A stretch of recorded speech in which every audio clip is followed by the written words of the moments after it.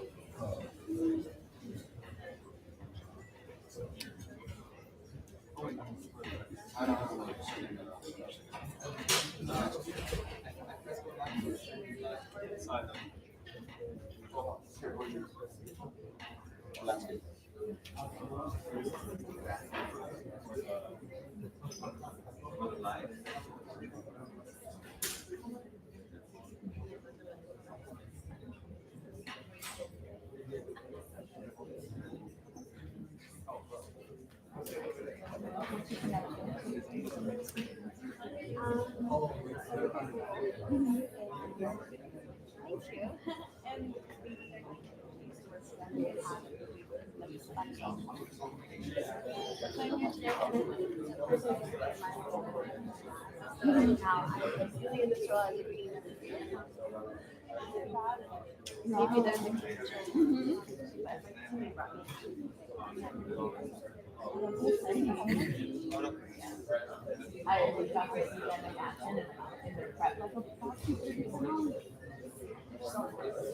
I'm excited to see the full product. How about you? We also do some funny it's nice. And so my coworkers lead to this grant, but I have time. Yeah.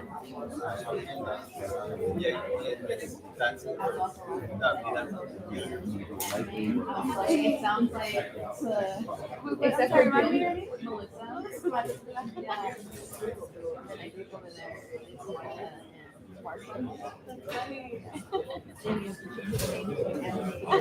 Everybody else is done? Yeah.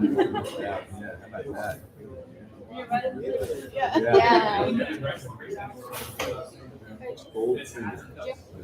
Really? You're all And have them stay in the second row? Have enough reserve. That way you guys can like step the cameras here. Oh, perfect. Yeah, on both sides. Yeah, both sides.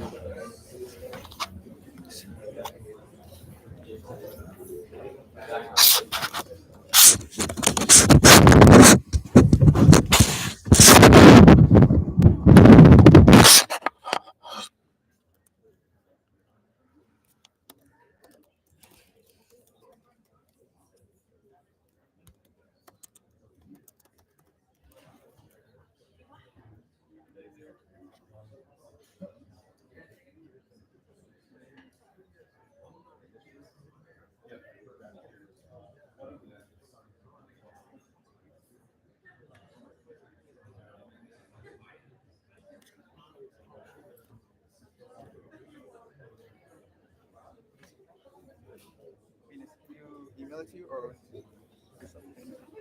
Thank you.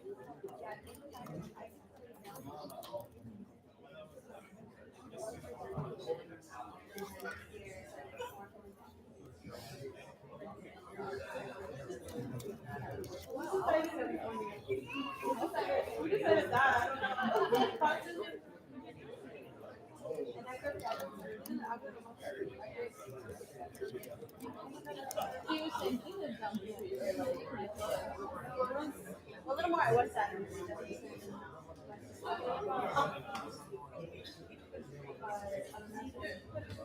Oh, more like down.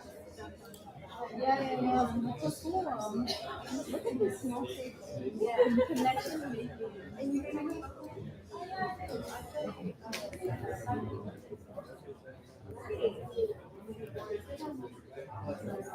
Senior year, yeah.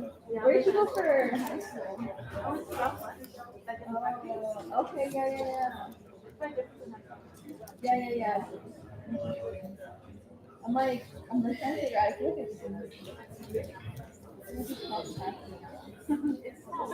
yeah.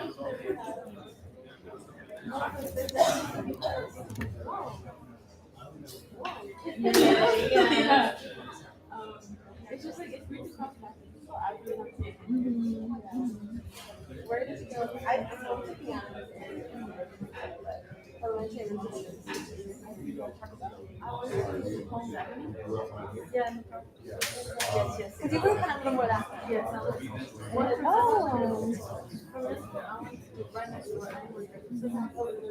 Oh, South and close.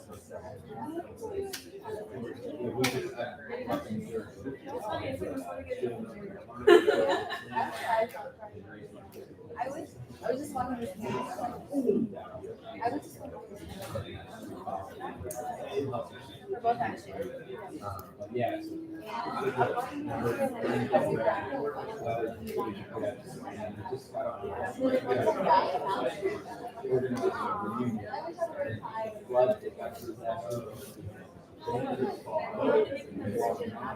Yeah, like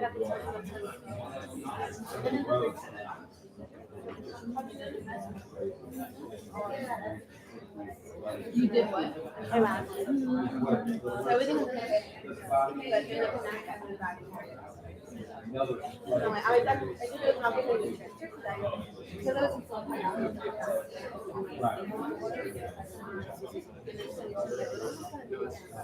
was nothing favorite, but I love it. I love it. Where in downtown did you live? I lived on Olympic and Olive. Oh, okay. Like you had a bicycle. Yeah, those two. Yeah. How about you? I live by the library. Okay, right. Pretty often when business friends come over and stuff, that's like I'll take them there. Oh, really?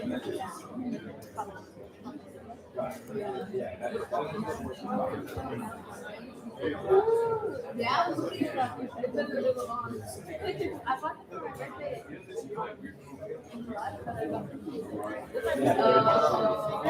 So that's over.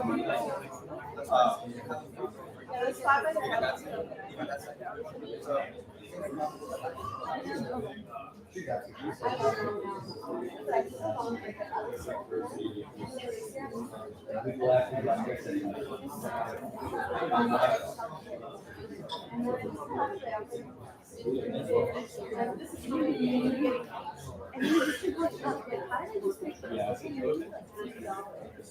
yeah. I got this. Yeah. It was your birthday. Like, you had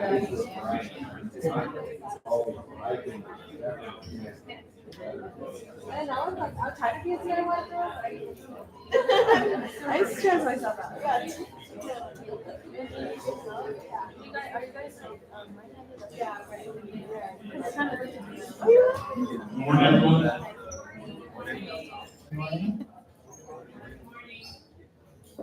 All right. Before we start off, we'd like to remind everyone we're selling ducks, hats, and adult tech classes outside, which you can check out during the break later on today. And Well, I just hope that everyone has a good time today. We've been all been working really hard, and I promise you, these ideas and apps will blow you away. And we'd also like to welcome our judges, our friends and family, our investors, and all our community members.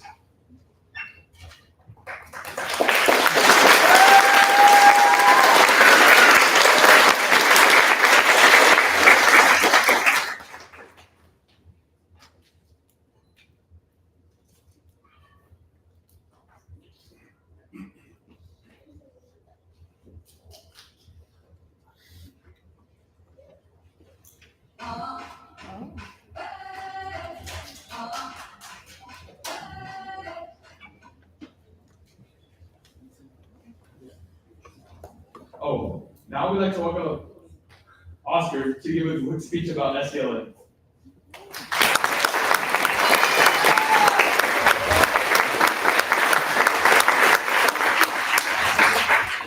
All right, how's everyone doing again?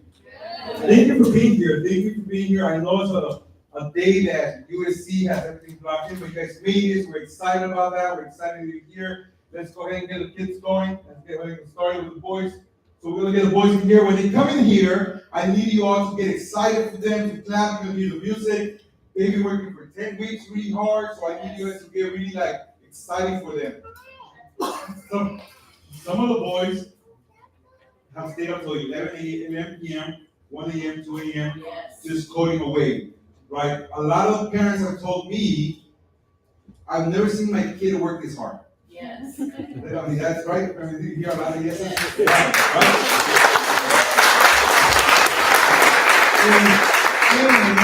And they also have said to me, I am glad my kid is doing push-ups. So for those of you who don't know, at Txt, we do, for every minute you're late, we do 10 push-ups. So, but the results of that, parents have come to me and said, do you know that he gets ready before me to go to work, to go to class? Yes. Right? That's what people are saying. You know he has to be getting ready before me. He said, we can't be late. So they're here on time, they're here working really hard, they're working late. And they've learned a lot of discipline, a lot of determination. So that's what I'm excited about today, so you can see the results of this. The last thing I'm gonna say about this summer is that the boys have found their passion. Okay, they have found what they love to do. At Txt, we have 4 tracks at Txt. It's just like a technology company. 1, we have a software engineer in their groups. 2, we have a product manager. 3, we have a UI UX, which is the designer of the app, the designer of how things looks and feels. And 3, we have a scrum master or a project manager. And they've learned the skill sets, and they have a passion for this. So they found passion. So with no more talking, let's go ahead and get the music going, and let's go ahead and bump it up at this moment in time. Let's go.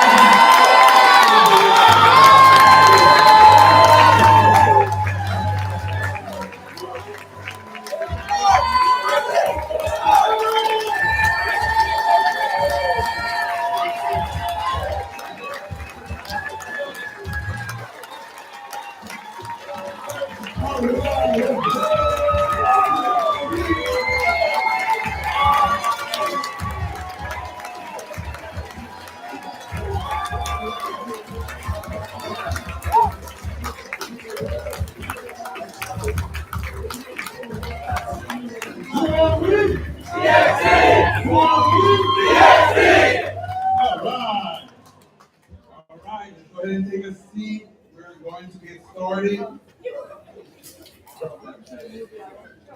Welcome to a demo day. Today you will be seeing 12 startups, 12 technology startups. It is the only group in South Central LA from the ages of 14 to 18 who are building viable products, viable startups. This is a group that's been working really hard, like I said, for 10 weeks, and they're solving community issues, community problems. They have gone from the ideation, from thinking about what the problem our communities are, all the way to launching a software that's going to help solve that problem. And today you will witness that. I'm excited to say that the youth have not only been working on a project, a lot of times we think it's only a project, but they have also gone out and looked for either investors, funding already, which is pretty incredible. I was blown away, you'll be blown away. Partnerships in the city, and they're only 14 years old, 15, 16, 17 years old. And that's incredible. That's what the future looks like. The future that you see today, you will never forget it. We at Txt set ourselves to say, hey, we're going to find the next big startup entrepreneur in South Central LA, in the South Bay in LA County, because this is where the talent is at. And many of our funders, many of our partners believe in that, and they've come back and invested in us because they've seen that. I'm happy to say that this year is the first year that we have an alumni, and we're trying to convince him not to do this, but it's up to him not to leave Berkeley, because he's 2 years into Berkeley, but his startup is going over 6 figures in revenue without any funding. So we're excited to say that. So this youth right here are gonna be your change makers.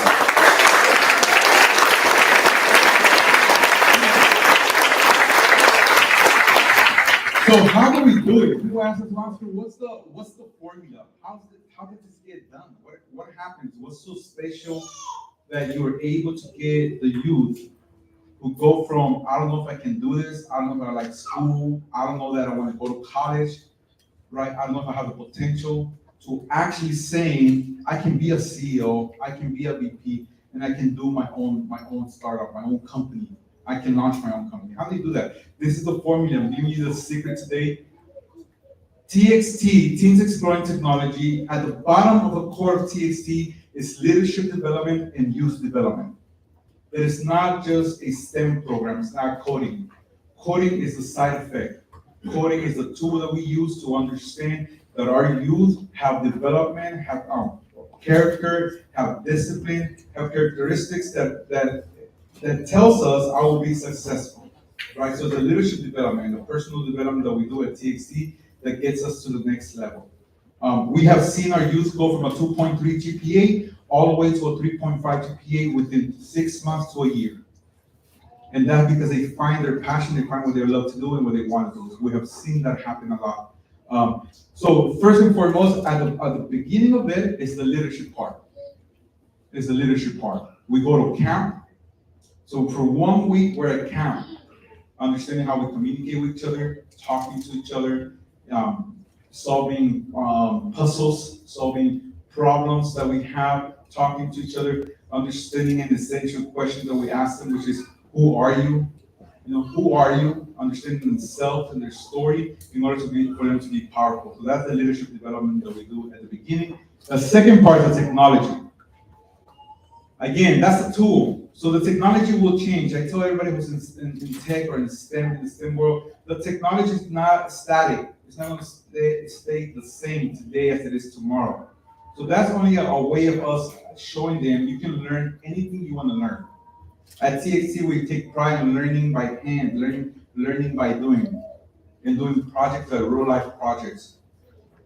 Sometimes other places, our teams will probably be interns, they'll probably serve coffee, they'll probably go ahead and make photocopies. Not at TXT. At TXT, our young men, they're getting partners with real companies, right? They're doing budgeting, and they're understanding the budget themselves, they're analyzing data, and they're putting the data forward. We believe that they're young enough and they're smart enough to be able to do that. So the technology changes, but the leadership development does not change. So right now you'll see a lot of technology, but again, the technology is the side part.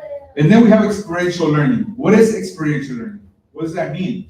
Well, for us at TXT, what that means, we teach them to fail and fail fast, to fail and fail forward, to iterate, to try again, to try it out, to solve a problem, to collect that data, see the data, what did I do right, what did I do wrong, and then pivot and do it again, right? So we can move faster, It is at the core of TXT doing that. It's at the core of TXT that we understand that process, or what we call design thinking, because we understand that the more data we collect, the better we get as a community, the better we get as youth, the better we get as a person, right? And how did we start it? Just in case you don't know the history of TXT, we started at a Starbucks. There used to be this thing called Starbucks, the first Magic Johnson Starbucks across USC, many months ago, right across from here.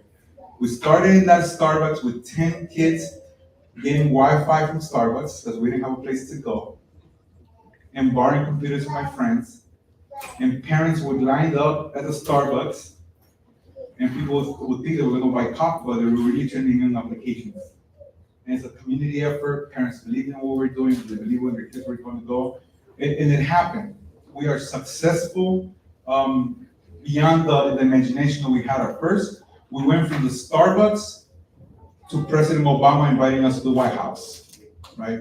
We went from the startups, President Obama saying, hey, TXT, come over and teach you what innovation and technology for the inner cities look like.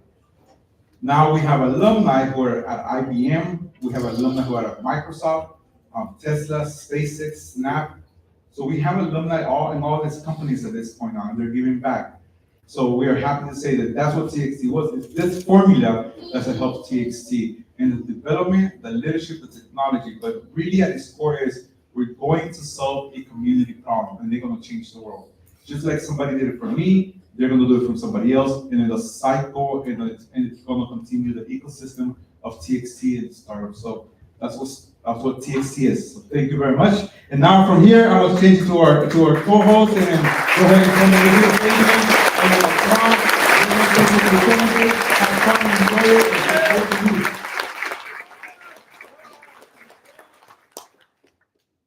Hello everyone, we'll be your MCs for today. My name is Fabian. I'm a rising junior at UC Santa Cruz, studying business and politics. My name is Coach Wong. I'm one of the USC coaches here, and I'm a rising sophomore at Stanford University studying computer science.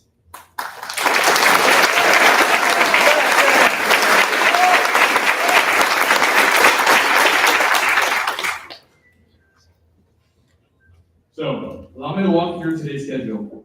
Today, we're going to start off with some welcome speeches, then we'll move on to SCLA overview, at which point we'll finally have our first 6 teams pitch, at which point we'll take a 10-minute break. From there, we'll have another 6 teams pitch. After the 6 teams, we'll have the other 6 teams pitch, and then have the judges deliberation, and finally our winners for today will be announced.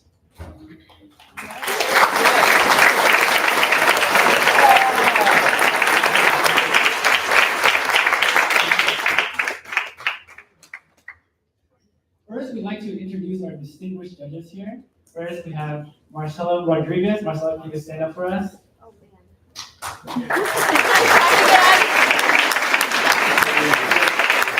Marcelo Rodriguez is the program manager at Google. Can we give it up for Marcelo?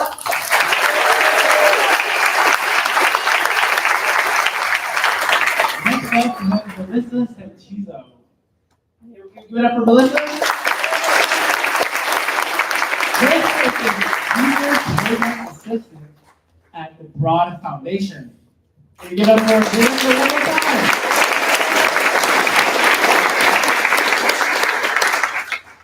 Up next, we have Jim Goldfinger. Can we get up for Jim Goldfinger? Jim Goldfinger is the Chief Customer Officer at Customer Finance. Can we get up for Jim?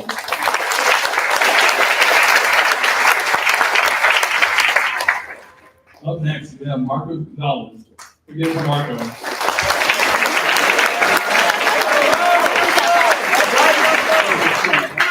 Marco is a managing partner at Vamos Ventures.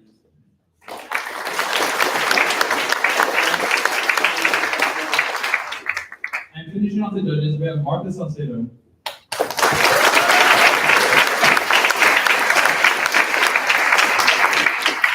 Martha is the Chief of External Affairs at AEG.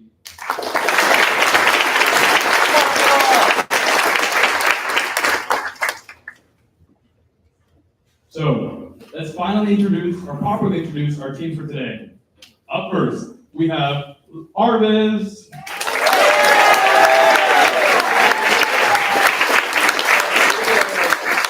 Next up, we have BitArt.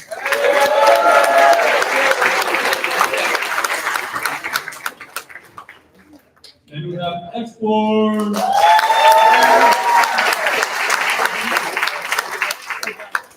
And we have Renaissance.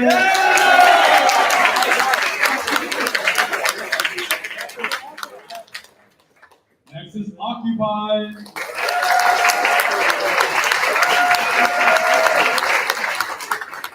Then we have Lenda.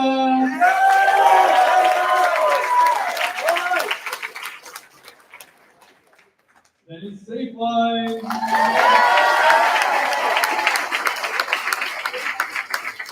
And we got Thrive.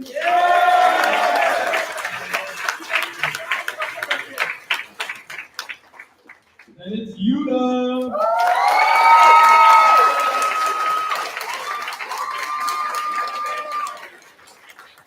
Next we have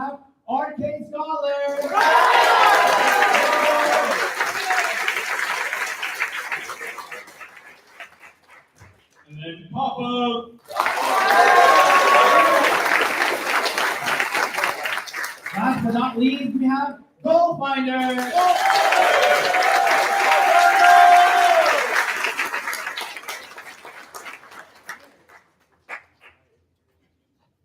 So, we're now our first team up.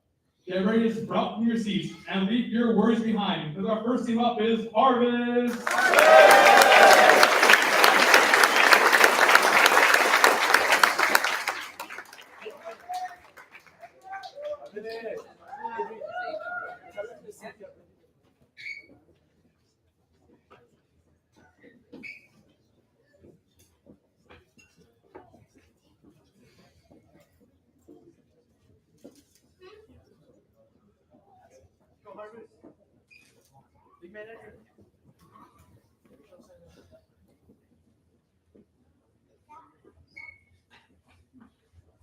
Hello, my name is Mike Williams. I'm the Scrum Master. My name is Caleb, and I am our product manager. My name is Imran, and I'm our lead developer. My name is Edgar. I'm the UI UX designer for Harvest.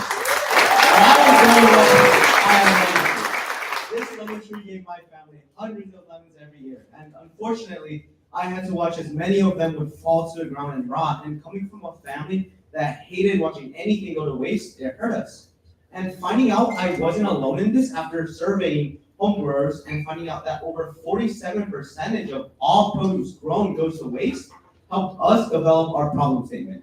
Households that grow produce struggle to deal with excess produce, which results in food waste. The solution? Harvest. We created a marketplace that allows our growers to create their own vendor profile, which can be seen through a map. This map is available to everybody in their local area. In order for the buyers and the vendors to communicate and transact, we have a chat feature that allows them to build seamless communication and a QR code system that takes users straight to checkout. Now you may be thinking, why now? Since the pandemic, the cost of produce has been rapidly rising. 73% of Americans source locally sourced produce in their diets, and 41% of US households are growing produce, showing a growing interest in produce from beyond the supermarket, which we aim to capitalize on. The current agriculture industry solely focuses on commercial growers, giving a wide open opportunity where we have no direct competitors. Our closest competitor, Farmish, lacks a presence in urban and suburban areas where we aim to focus on. To help with this, we partnered with the organization Feast to leverage their experience and audience in these regions. To break into the market, social media advertising will be our way of gaining initial interest. To gain our first vendors, in-person advertising will allow us to gain connections with our users and gain feedback. To continue going through our users, we will offer premium benefits to vendors that refer new users to our app to incentivize growth further. For every sale, we charge vendor a 12% transaction fee.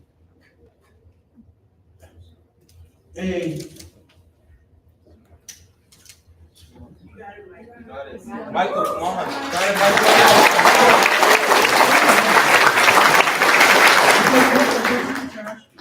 And seasonal hosting fee, which we reduce based on higher sales. Additionally, we have a premium version for an additional $5. In the future, we will aim to offer delivery as an extra service. Our goal is to have like movies where customers can buy from different vendors and in turn go pick it up. As you grow, we also work as a distributor, buying from vendors and selling to restaurant markets.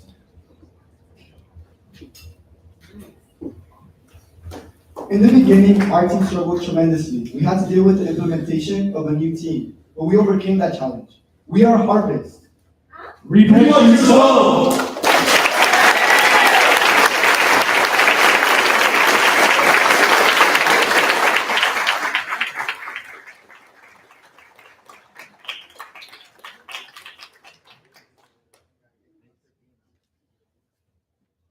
Any questions now? Yes. I don't think we'll go. So question for you, so the vendors are people that are growing fruit in their yard. So have you looked into any legal ramifications of that, that all of a sudden I'm getting money for? Yes, so at least in the state of California, you do not need any sort of permit or license to sell unprocessed foods, which the produce falls under that category. So things like fruits, vegetables, as long as they're not processed, they're fine to sell. Do they need to be certified in any way before you start selling to make sure that they're not processed in any way? So since the idea is we're selling fresh produce, ideally that these are going to be the things that people are going to be selling anyways. We also have a rating system which we call freshness, which is also a way to guarantee quality of certain vendors, so that if they have a lower rating, then people are going to be less likely to buy from them, which incentivizes them to try and do better. Do you know how big the market is for your product? Yeah, so because of the fact that we're dealing with homegrown agriculture, the market is untapped and unknown. Because of this, we have a leverage to be the first people in this market to take advantage of it. Do you intend to stay just in California? I mean, do you see this growing outside of California? And if so, have you looked into the regulations and are they generally the same? Excuse me, do you mind repeating the question because they're not able to hear what they're. Okay, I'm sorry. So my question is, do you see this as a national program or just a California program? And if so, when you mentioned the regulations in California, have you looked into whether they're the same elsewhere? We do plan on expanding forward past California, as we do have a lot of hopes for our app, and we have looked into some of the regulations, but we aren't entirely sure. To add on to that, we do plan to move to other states where home agriculture is even bigger than California, like Portland and Oregon. Love it. Yep, great.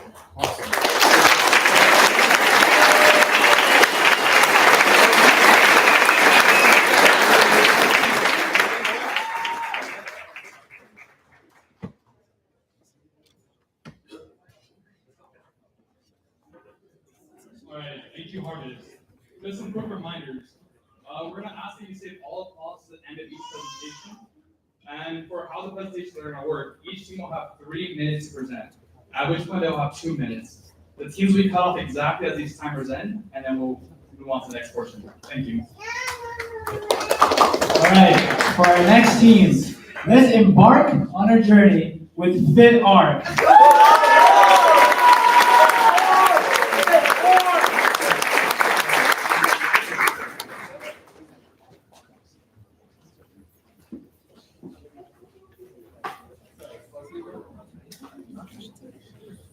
Go Franklin, believe in you.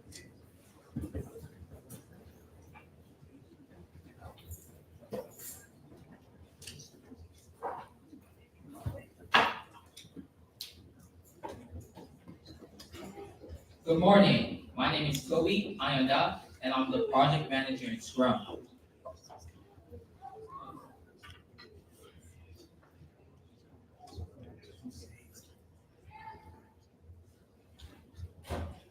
Good morning. My name is Toby Ayanda, and I'm the project manager in Scrum. Hey everybody, my name is Franklin, and I'm the designer for my team. Hello everyone, my name is Hunter Garland, and I'm the developer. Together we are FitArc!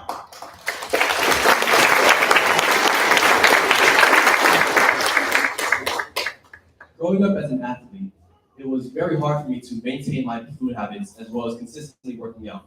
Sure, I've worked out for a week or two to stay consistent, but then I look at the bigger picture and I realize it's just a lot of work ahead of me. This is when I realized a lot of teens are a lot like me.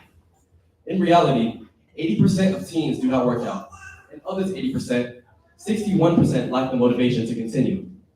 This is where I introduce to you FitArc, our solution. Franklin, what exactly is FitArc? Thank you for asking, Hunter.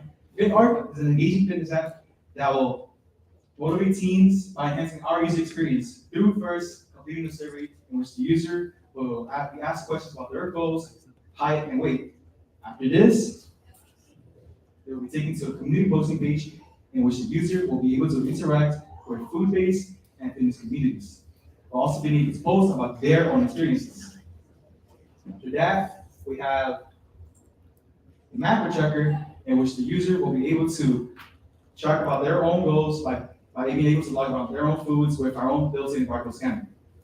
For our main feature, the profile page, the user will be motivated to level up and customize their profile in a gamified way by being able to do fun physical activities in our quest section. Franklin, can you demonstrate that for us? Sure will, Hunter. Count for Franklin, guys. All right. 1, 2, 3, 4, 5, 6, 7, 8, 9, 10. Clap for Franklin.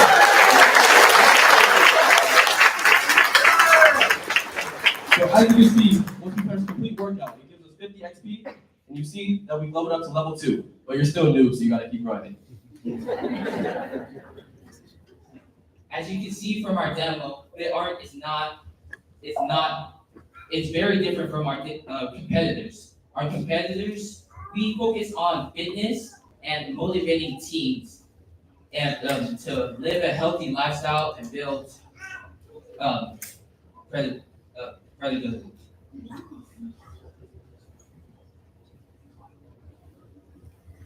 In the past 8 weeks, I've really grown as a developer. I look forward to further bonding with my team after this and further developing the app. As a designer, I face many struggles, but I also see improvement in being a team leader and also being a hard worker for my team. As a product manager, I had to embrace both of our roles, but it really shaped how I am today. Solid. Let me ask you this. Are you ready to let BRB to start your journey?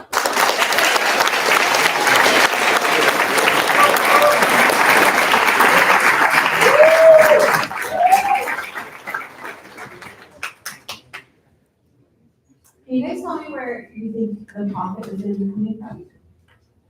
Yeah, as you can see from our next slide, our profit is going to come from subscription fees, where we're going to pay $3.99 monthly, or a discounted price for $39.99 yearly. We're also going to make partnerships with other brands, fitness creators, and coaches.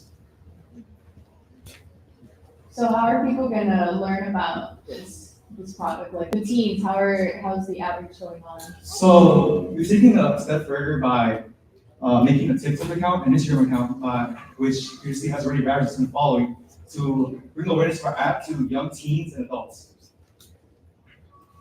Can you talk a little bit more about that? You had a competitive analysis, but didn't really distinguish. What's special here? So what's special about our app is that unlike MyFitnessPal that focuses on an older audience, 25 years and older, we focus on teens and young adults by motivating them and keeping them disciplined in our app. Engaged by working out.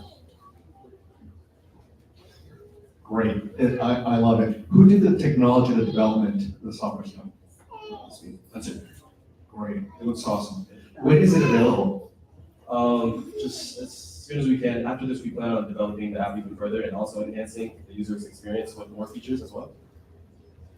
Yeah. We also plan on adding like in-game currency, where when you complete quests and stuff, you'll get in currency, and then you'll be able to customize your pictures.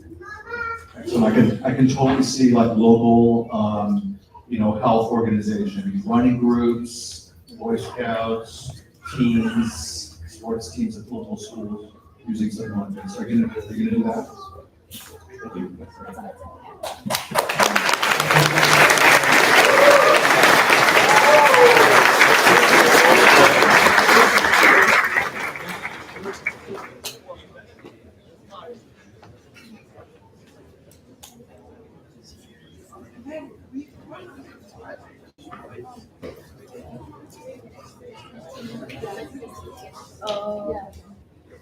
Can I get your guys' attention real quick?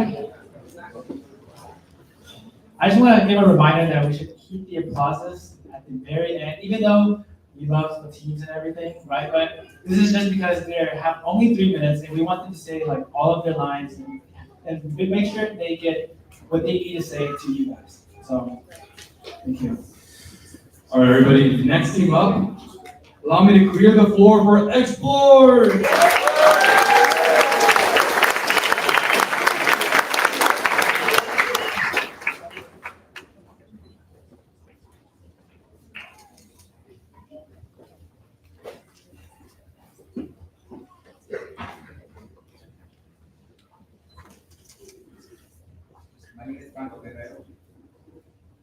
My name is Franco Guerrero, Scrum. My name is David Velasco, product manager. My name is Matthew Palmer, designer. My name is Guillermo Jacobo, developer. And We are Explore. I personally have a passion for eating food, and I've always wanted to share that passion with my family. But turning to these big search engines, I never really found anything that was suitable for me. And I went home defeated that day because I wasn't able to provide what I wanted for my family.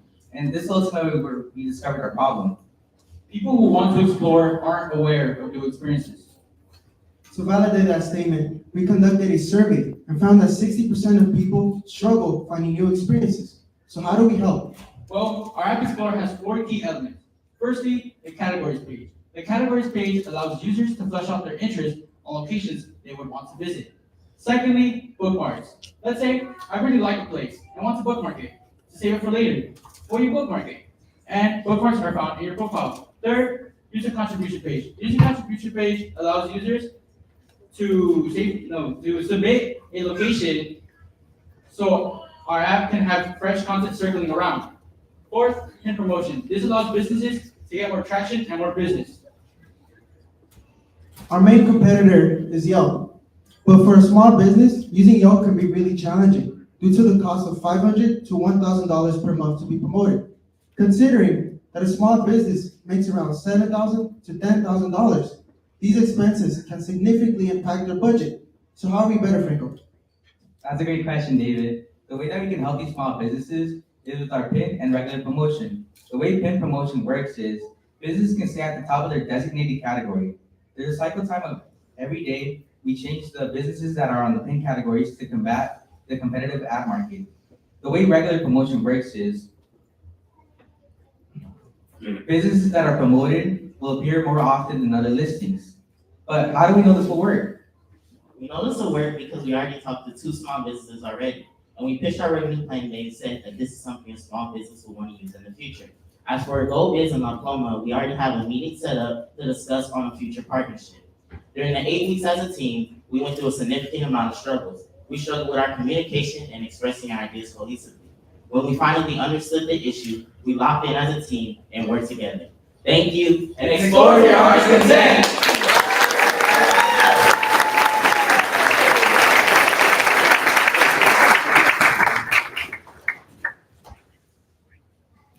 This is great. I would argue that Google Maps is also a competitor. What makes y'all stand out in comparison? Well, we don't exactly see Google Maps as a competitor, but we'd really love to partner up with you guys because in the demo, we actually use your navigation tool to provide a better experience for our users. That way, users can travel more easily to these places.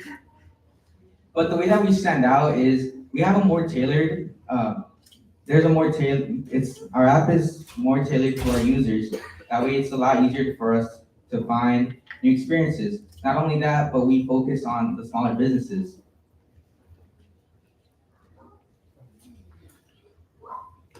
Can you tell me a little bit more about your business plan, specifically the revenue side? How will you generate revenue to get this off the ground? The way that we plan to make revenue is by charging businesses $8 a day for print promotion and $10 a week for regular promotion. In the future, we also plan to implement a partnership with potential data brokers. That way we can collect data from our users and sell it.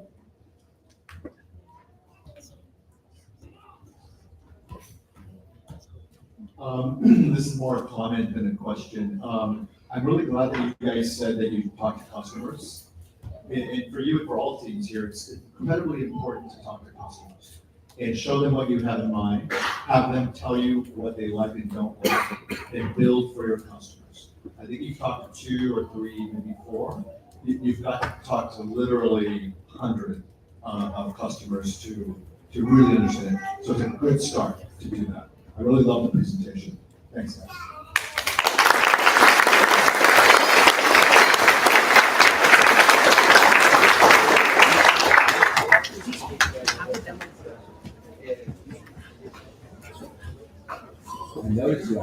Yeah, that's nice.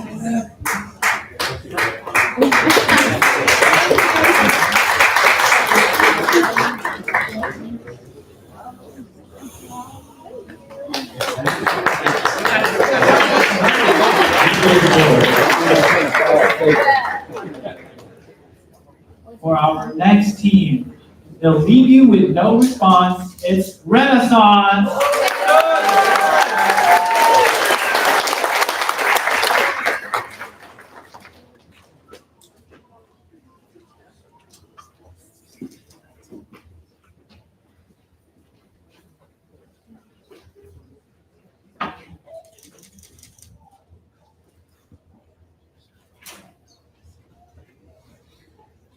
Hi, my name is Alex, and I'm the developer for Renaissance.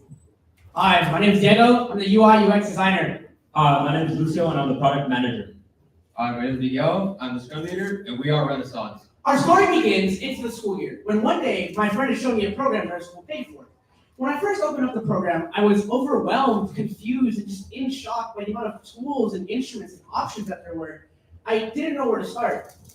When I finally did create something, it felt lackluster and uninspired. I really needed feedback and someone to help me. I wanted a community behind me, which is how we came with our app, Renaissance. For our problem, we noticed that music producers struggle in finding inspiration when developing their projects. And from our surveys of over 200 music producers, we found that 97% of them struggle with creativity. This creative struggle hinders their process and productivity, leading many of them to give up on their musical passions. Renaissance is a place to focus on inspiring upcoming music producers. When you first open up the app, you'll see the music community page. When you click on one of the songs, you'll be brought to the comment section. In the comment section, you can give feedback to others, as well as gain inspiration by talking. Next is lessons. In lessons, you can learn genres and experiment. You can learn our music DAW by clicking Learn Now.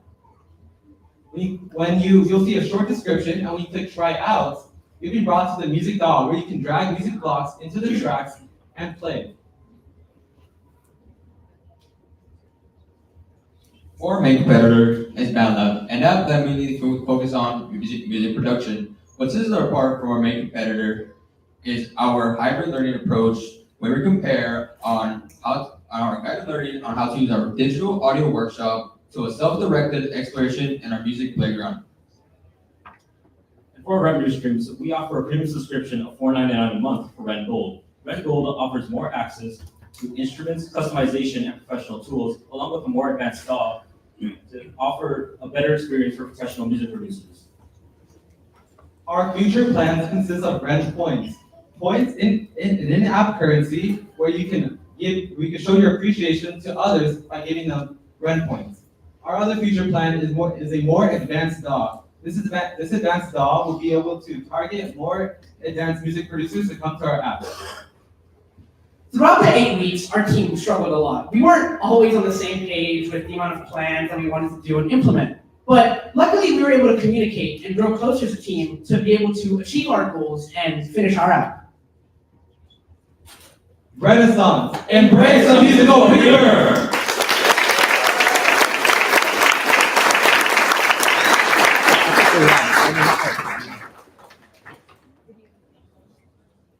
So how are people going to learn about it, and what's the skill level you're targeting to start with? My name's Diego, I can answer this one.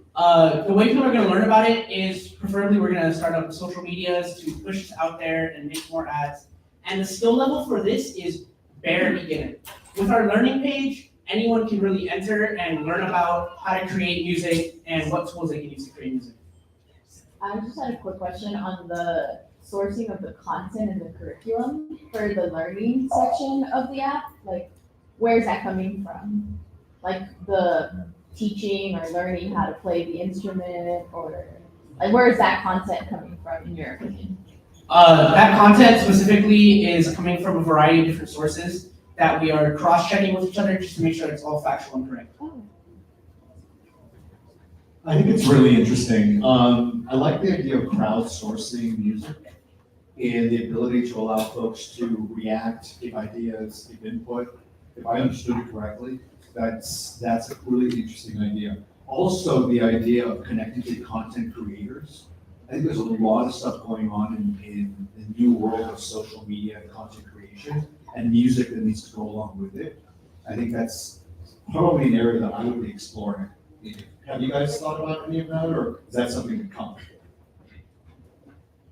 We have, so social media, we have really looked into as well, like things like YouTube, but things like YouTube really aren't our main focus. Our main focus is really music producers that don't have a lot of following behind them, whereas YouTube kind of shows them that like they have to make content that's really interesting instead of what they want.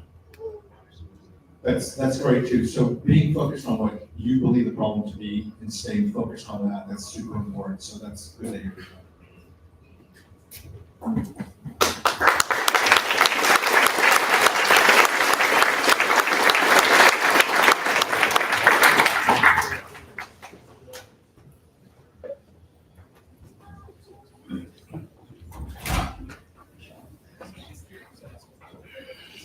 All right, thank you Renaissance for that pitch. We're now our next team to come up, or better yet, we're now the next team to occupy the floor. So this occupied.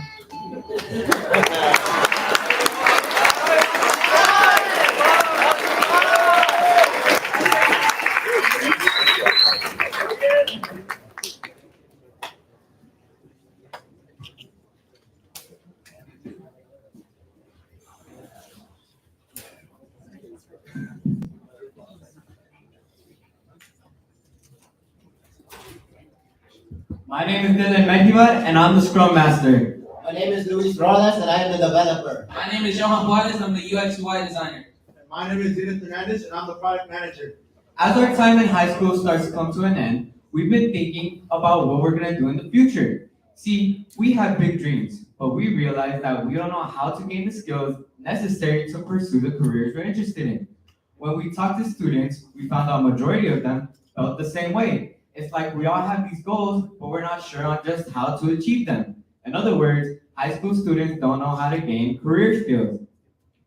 After conducting some more research, we found out that 60% of teenagers are unprepared when it comes to job readiness skills.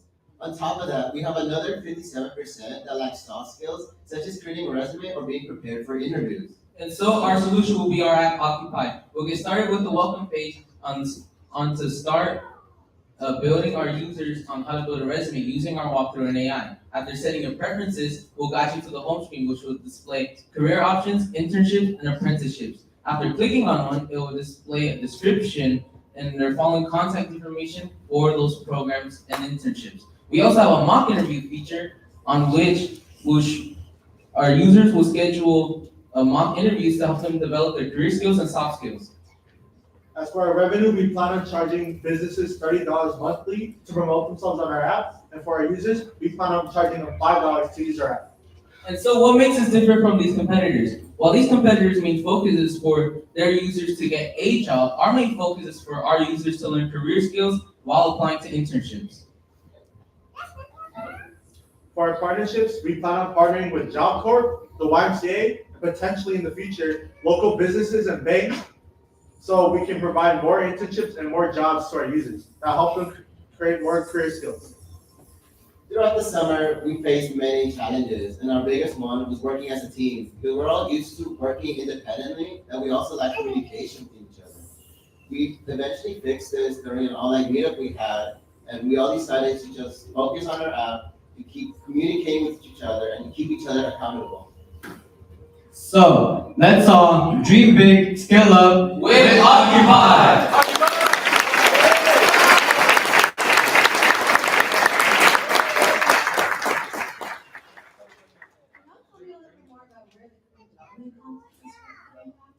I'm assuming it's like resume building, tech interviews, etc.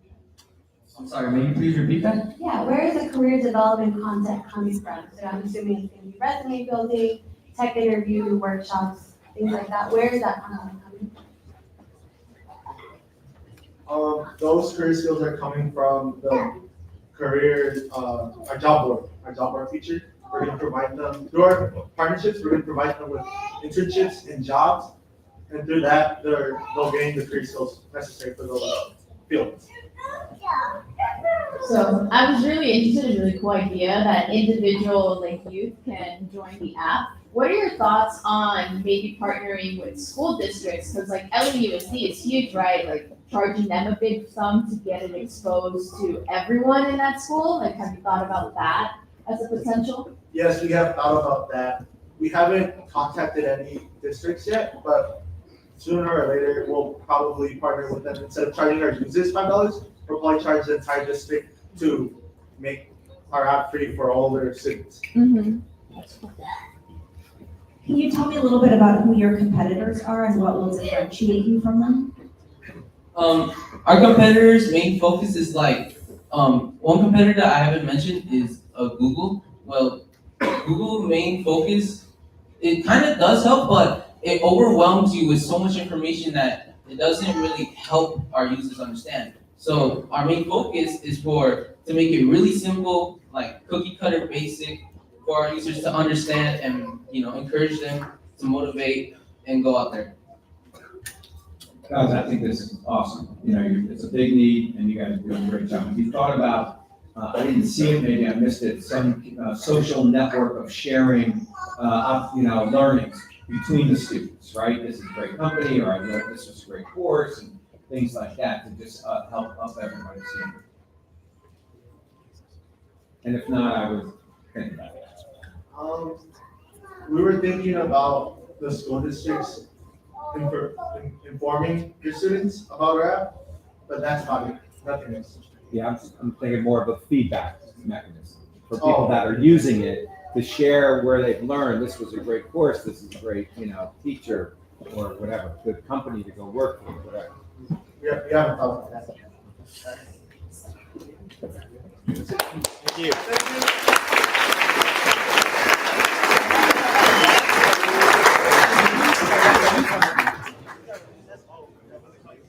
Thank you all.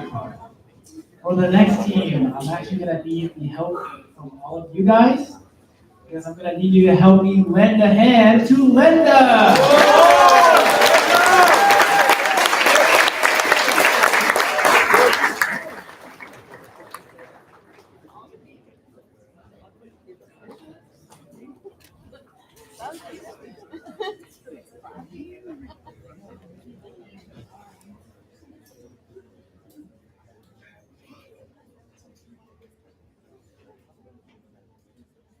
Hello, everyone. We are Linda.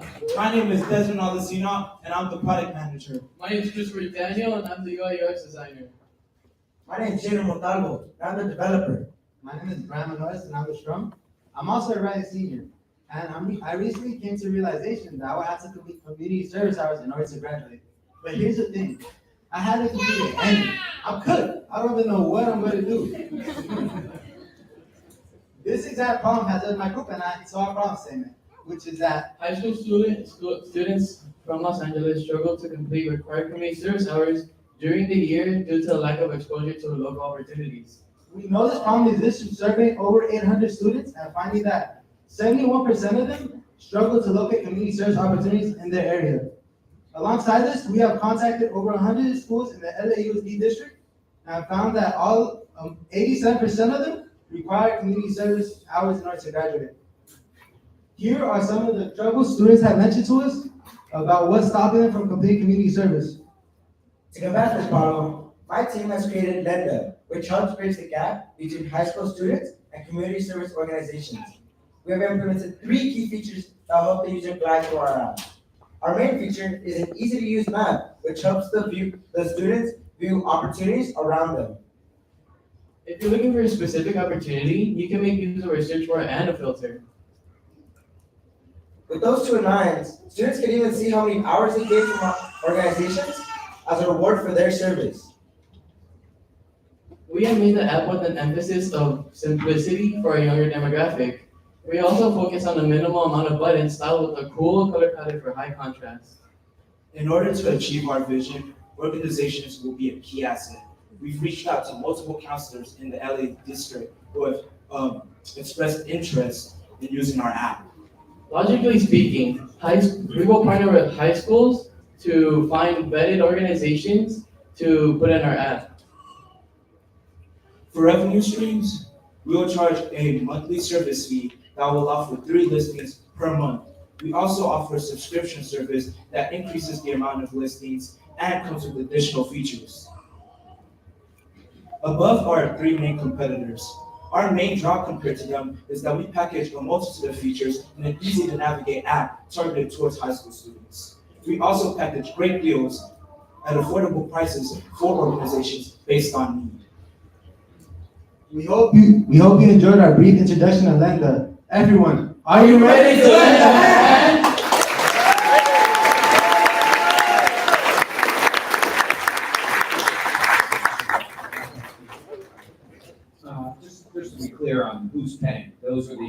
organizations that are hosting volunteers? Yes, the organizations will be paying to have their events be listed on our app. Great work.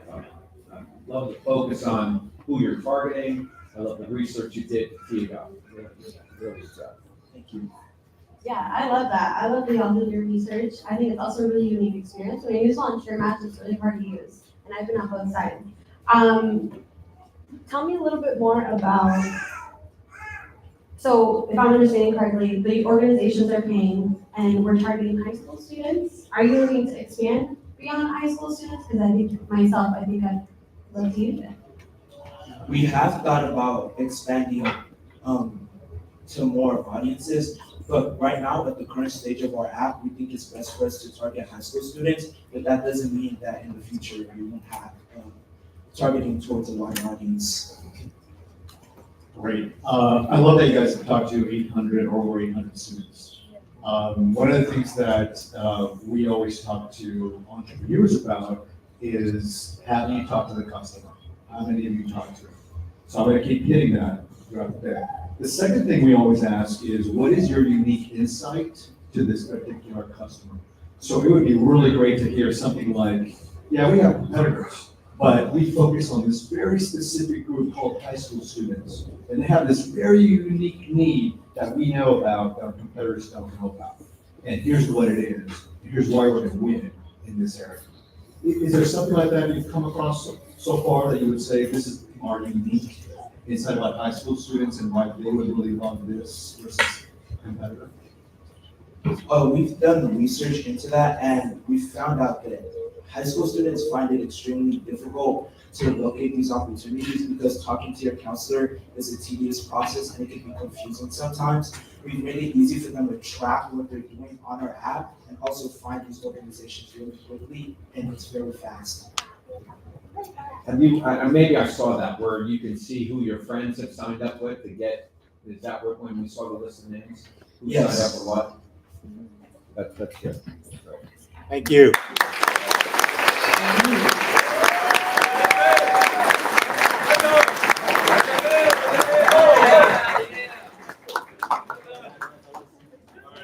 Thank you, Linda.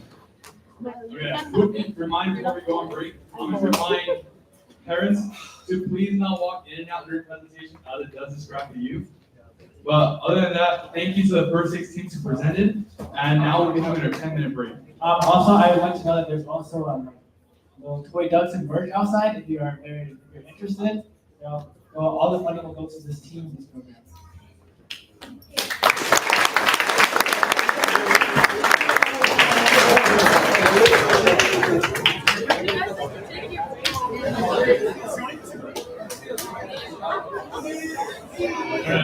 One more reminder. Sorry guys, one more thing. I just want to emphasize the importance of the ducks. I got it. Thank you, sorry.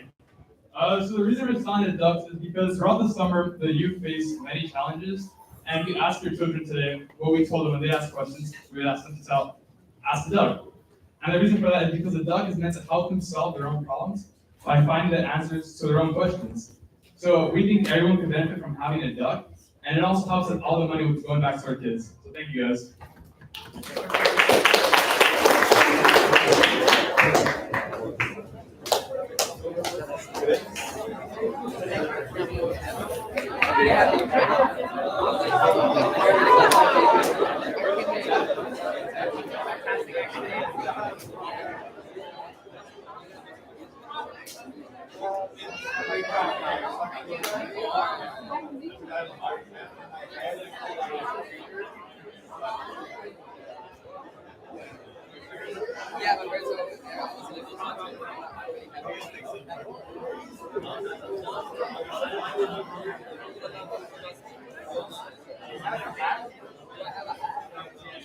No, I don't have a hat.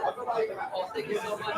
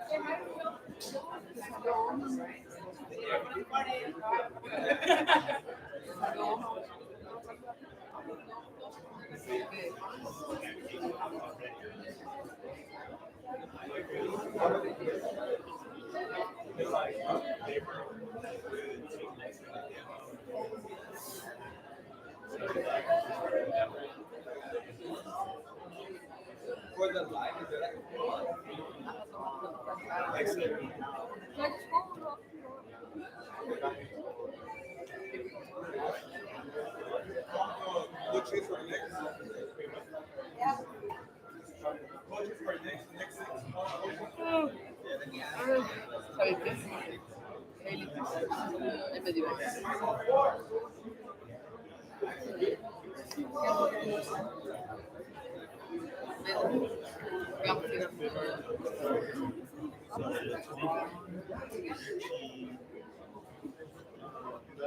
The Tony?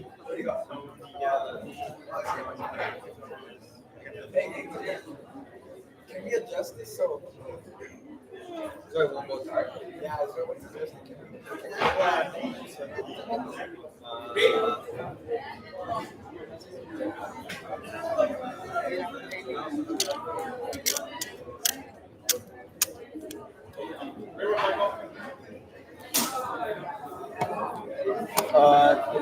Charger. Huh? He needs a charger.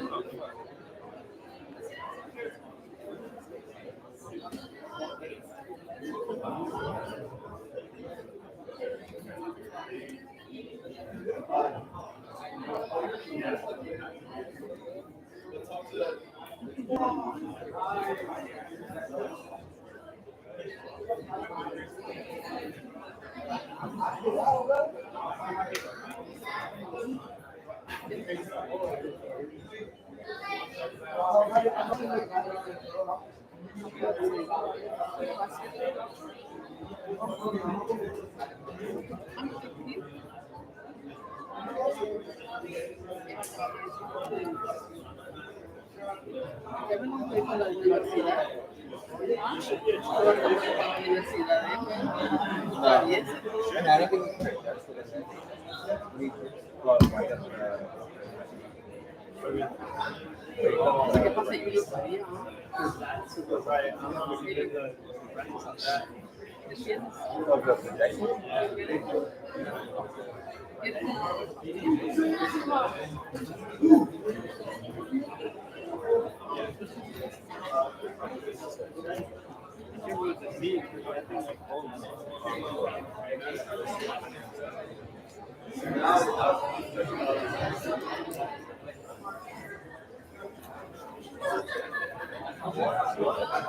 I mean, the lights cover your face.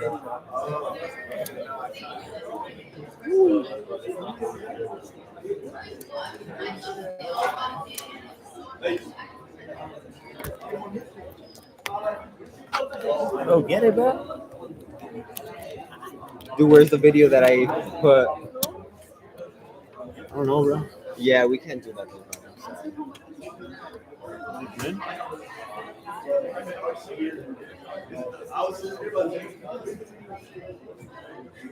Yeah, we can. So typical.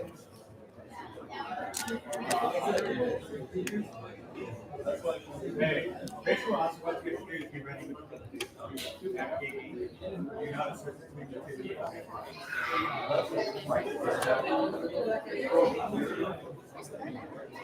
she's not there. Yeah, she's at 11:25.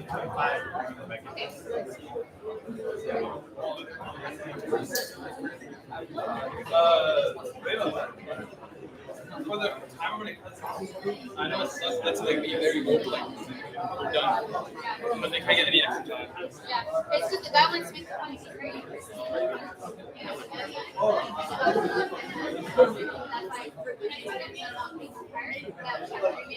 I'll repeat it for you then. That way they understand. You got this.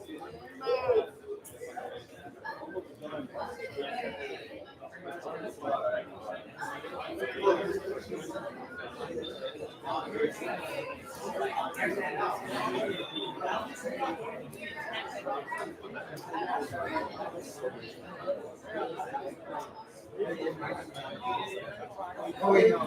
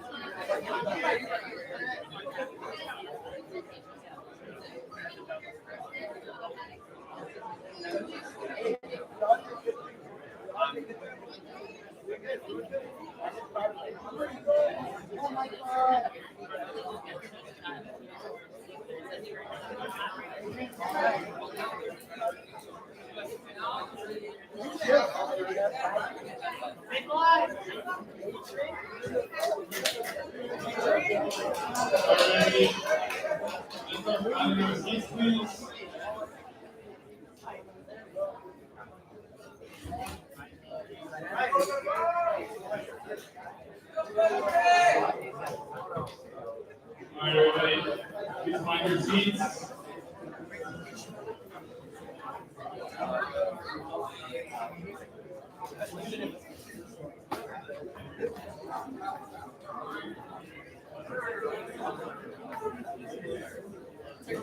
about a minute left.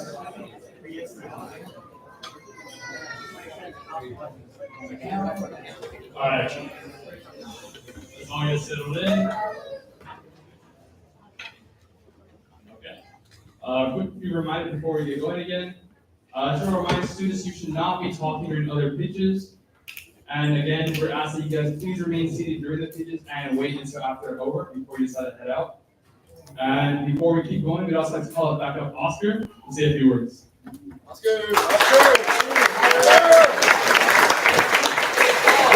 So every year I get really excited to be up here. Every year I get excited about the potential that we have in our community.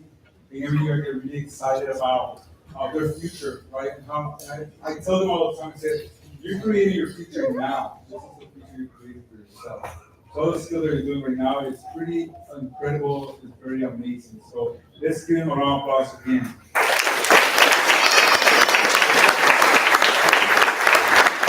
We have 6 more products to go, companies to go and showcase and for them to pitch. First place this year is gonna win $3,000, right, to get seed funding for your companies throughout the entire. That's what each year we're gonna do a little bit more. So the fundraising that we're doing today, we wanna raise at least $5,000 this next hour. So we're telling everybody online to donate and do that. Because we wanna get that money back to seed funding. I think it's time, for a very long time we've been doing this, without really giving seed funding to those youth to come back and work on their products all year long. So we're gonna start doing that. I think that's important. And why is it important? A lot of our community members, our families, I believe, we are entrepreneurs. Every single one of us here are entrepreneurs. We come from a family, from a community of entrepreneurs who've done amazing things in our lives, all right? I talk to them about our immigrant families who come here to the United States. You know, they really have to invest $20,000 to get here. And it's an investment, right? And they see a return on investment later on. So every single youth that we have an entrepreneur DNA in them. That's who they are. That's who our community is. We're resilient. We keep going forward. We keep moving forward. With everything that we do, right? As African American community, as a Latino community, that's what we have learned how to do. So we have to remember that. So given that we do have first place, we want to invest in them with at least $3,000. We can raise more money. We're gonna go into the second place, right, to get seed funding. In third place, we'll get a nice compliment. You know, we'll get something in third place. But they get a chance to win prizes. The idea is that they start building their own companies. The idea is that they start thinking about that today, right? Not when they're 35 and they're 40, right? A lot of us here, say, oh, I wish I started coming in when I was younger, right? But we should start coming now. Or I had that idea, I should have done my idea. Well, we have the opportunity to tell our youth today, you have an idea. Let's launch that idea. Let's put that idea forward, right? Let's see what happens.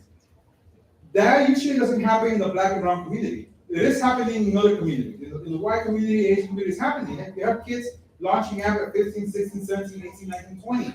Right? Why can't that happen today? What can happen with us? So I ask you, as we raise the funding, you know someone who can donate today, and we can get to the $5,000 mark, that would be great for today. Of course, we want to raise more money than that. Our goal is to eventually be able to say, hey, we're doing $25,000 as seed startup, right? So they can actually do it. As you can see, they're collecting data. They're talking to customers. They're doing a budget. They're going to talk to partners. They're doing everything that a startup does. It's nothing different. In fact, I was talking to somebody who's getting his PhD right now from USC, and he said, man, they're doing like high-level graduate study kind of work, right? And that's not the first time we hear that. People from Chapman University, a professor from Pepperdine says, this looks just like my graduate school, right? We have a professor from Pepperdine sitting here, and they're saying the same thing, the same stuff they're doing. So I believe, TXT believes that we don't have to wait until we're 25, right? We don't have to, we can do it now, and that's why they're here. So first place, second place, and third place, we're trying to get them funding, right? So instead of them sending chips to school, because you're not going to be sending chips to school, they're selling chips and getting in trouble in schools. Instead of doing that, they're putting money to work in their startups now after school, right? They're getting real life school startups. And that's really the future. The future of education is them doing projects for themselves and getting them out there. That's really the future. Also, first and second and third place, in case you didn't know, they haven't told you, they get a chance to go to Silicon Valley. So yeah, give them a round of applause.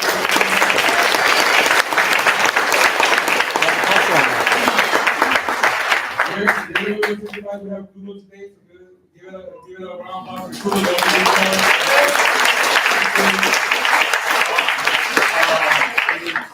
We're going to visit Google and see the campus as well over there, so I'm glad for that. We also have the Growth Foundation, who's one of our funders today. We're giving them a round of applause. The Growth Foundation, they were the first foundation who said, we believe in your social enterprise, we believe in doing jobs, we believe in this. Go ahead and try it out and see what happens. So I really appreciate it that it was just like, go ahead, try it out, right? And we have seen that it works. Like it is working. We're no longer, TXT is no longer the point saying, let's try this idea out. We're not there anymore. We want everybody to understand. We are the point that this is working.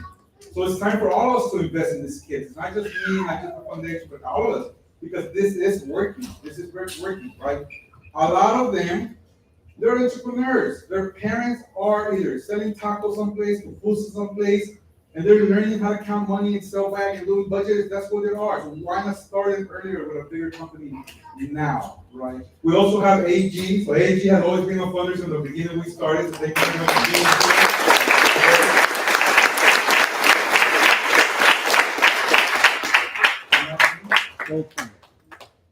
Goldfinger. So Mr. Goldfinger today also saw the potential that these kids have, and he's giving internships to our kids to be able to do AI and stuff like that.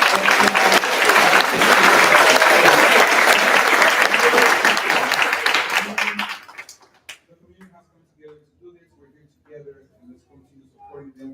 First, second, and third prize. We will go to Silicon Valley, visit all these big tech companies. They get a chance to see what's out there, and they get in the future they get to decide if they're going to be there or not. But now they have an option. Right now they have an option. So thank you for being here. Let's continue seeing what you got. Be amazed, be inspired, and please talk to them afterwards and get inspired by them and give them all the love you can give them. Okay, here you go.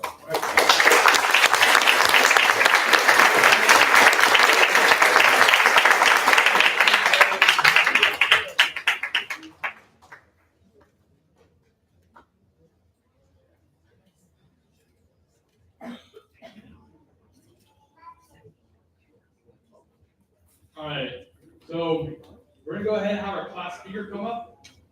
Our little class speaker is Matthew Palmer.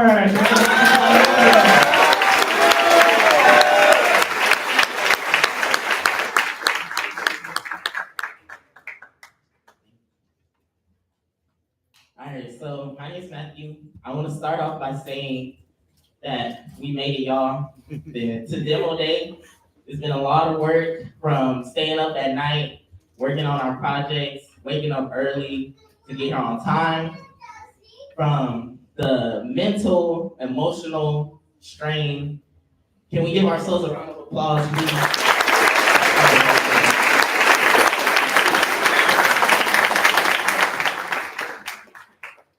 So my journey from TXT into this moment right now, there was a lot of things happening outside of the program with life, and it was really emotionally taxing, especially when, you know, having to come to USC, waking up every day was a lot. But the community at TXT is really good.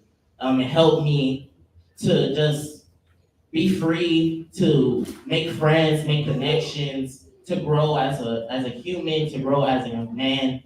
Meeting everyone, talking to everyone is truly a great experience.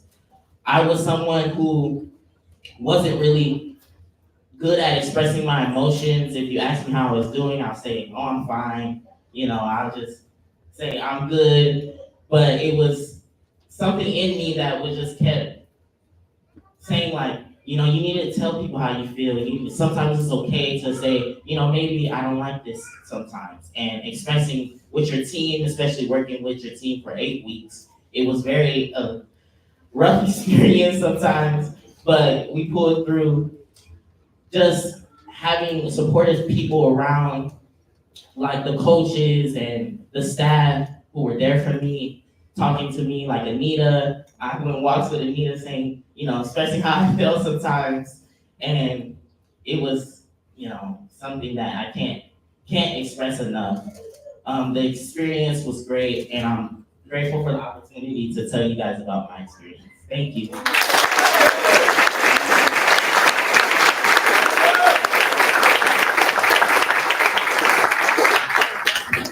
All right, everybody. We're gonna go ahead and switch the order a bit, and we're gonna go ahead and move on to the next 6 teams, and we'll come back to this later. So, have you guys been enjoying the pitches so far? Yes, we are. That's awesome to hear. We have another amazing 6 pitches come up. So, I think it's time we get back on track because there's a lot on the line. And with this group, you'll be safe doing it because it's safe line.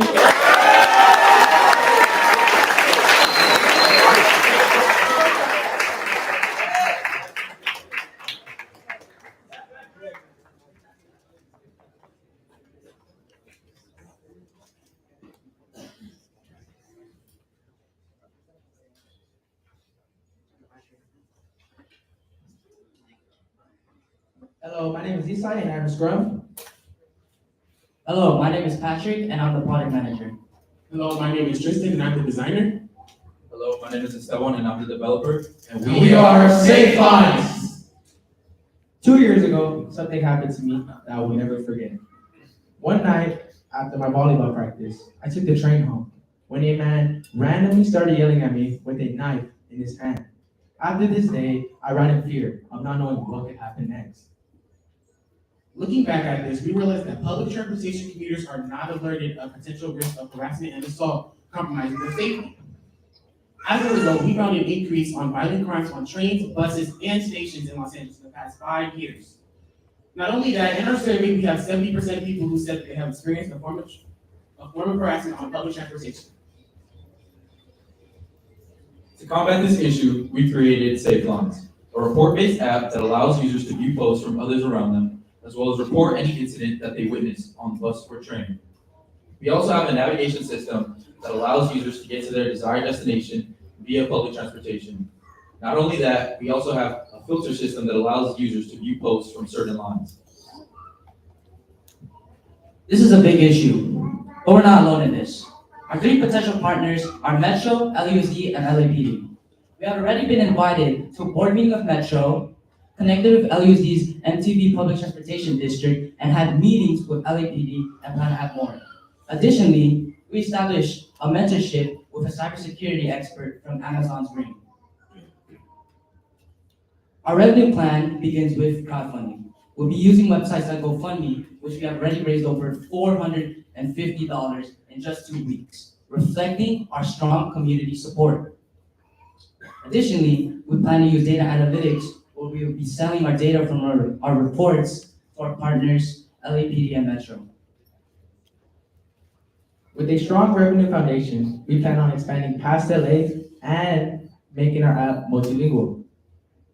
Our future plans are built on how we work together as a team. Growing up in South Central, each one of our members of the team has faced some form of harassment or assault while riding public transportation. Our first-hand experience has motivated us to build an app that can help make the community better. In these past 8 weeks, there have been countless moments where we haven't seen eye to eye with one another, placing us in uncomfortable situations. Ultimately, this led to us becoming effective communicators, problem solvers, and growing as one as a team. All traits that our potential partners highly value. And remember, next time you take public transportation, do not fear. Safe Lines is here!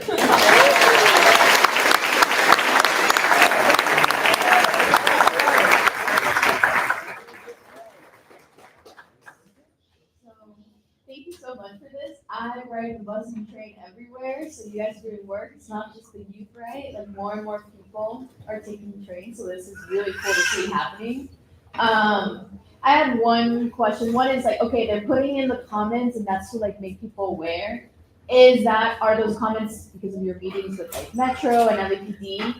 will people then be able to see it and like address the comments, or what are your feeling? Like, what are the comments and the reporting gonna do?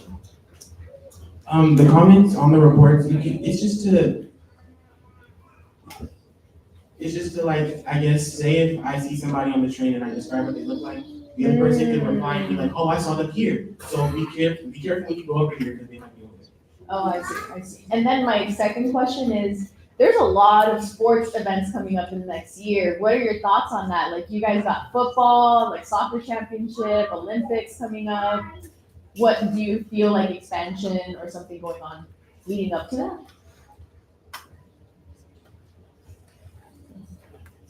Can you repeat the question, please? Just Olympics. Any thoughts on the Olympics and how that might affect or how you can expand your app before then? So, my opinion on that is, I know a lot of people are going to take public transportation to the Olympics, and I feel like our app would be a very useful resource for them because, as you can see, we are at a 5-year peak of crime rates in Los Angeles. So yeah. Can you speak a little bit about your revenue stream? You mentioned down the road selling user data. How do you get your revenue from this? So we'll be selling our data from what we get from our reports, and we'll be selling it to our potential partners, such as Metro and LAPD, which we have already presented to them, and they think it's very valuable.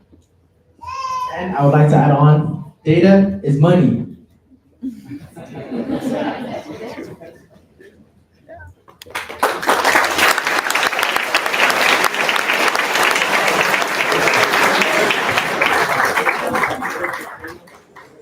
Txt Scla. So for the next team, let's get ready to dive with Thrive.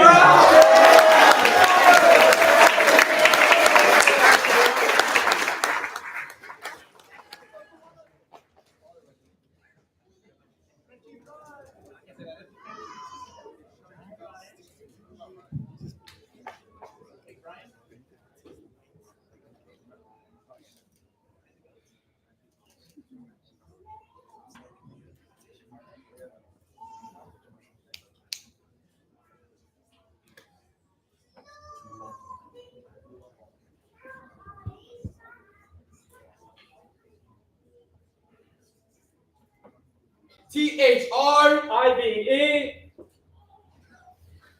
Thrive is here For your needs. Hello, my name is Calvin. I'm the Scrum leader. Hi, my name is Nico. I'm the UI UX designer. Hello, my name is Brian. I'm the developer. Hi, my name is Carmelo, and I'm the product manager of Thrive. Growing up, adults in my life always ask me, what do you want to do as a job in the future? Normally, I respond, I want to be a lawyer, because I thought being a lawyer was just being an argument. But as I reached high school, I quickly realized I had no clue what it meant to be a lawyer, and I had even less of an idea on how to get into that field. I spent so much of my time became some form of depression. I felt like a failure. And it made me realize that I'm soon gonna have to make a choice I'll also the rest of my life. There are many others like Carmelo. In California alone, there were 17 million high schoolers, and a sample survey our team conducted demonstrated that 96% of high schoolers rated him. On top of that, 80% of Alliance School staff agree that high schoolers struggle to find and pursue their careers. Our team wants to ensure that students won't have to endure the same hardships that Carmelo went through. To address this, we provide Thrive. With Thrive, users are able to explore a wide range of career options tailored to their interests. Each path is accompanied with engaging videos made by professionals to provide in-depth insights of what the job entails and requirements to enter that pathway. In addition to these videos, we offer relevant programs enabling users to gain hands-on experience and build essential skills to figure out if that career is right for them. Finally, our app connects users with job opportunities aligned with their career goals, making the transition from learning to working seamless and straightforward. Currently, Thrive is focusing on building up our user base. As of right now, Alliance schools are trying to incorporate career programs or career involving things in their classrooms. And that's where Thrive comes in. We close that gap. Thrive wants to make sure that people don't have to go through the same stress that I have to go through. While competitors focus on viral videos and diverse information, our app has a personal approach to career development, and job placement, which will be free to all students. Over the summer, our team struggled for almost 2 weeks to make this perfect app. We were too solution focused. The longer we went with this idea, the more we realized it wasn't going to work. We realized we didn't really know what our problem was.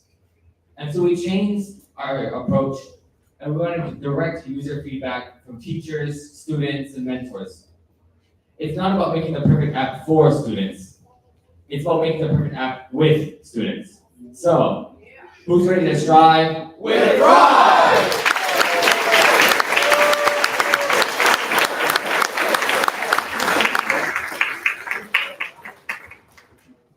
Can you tell me a little bit more about your revenue and where you think that's going to come from?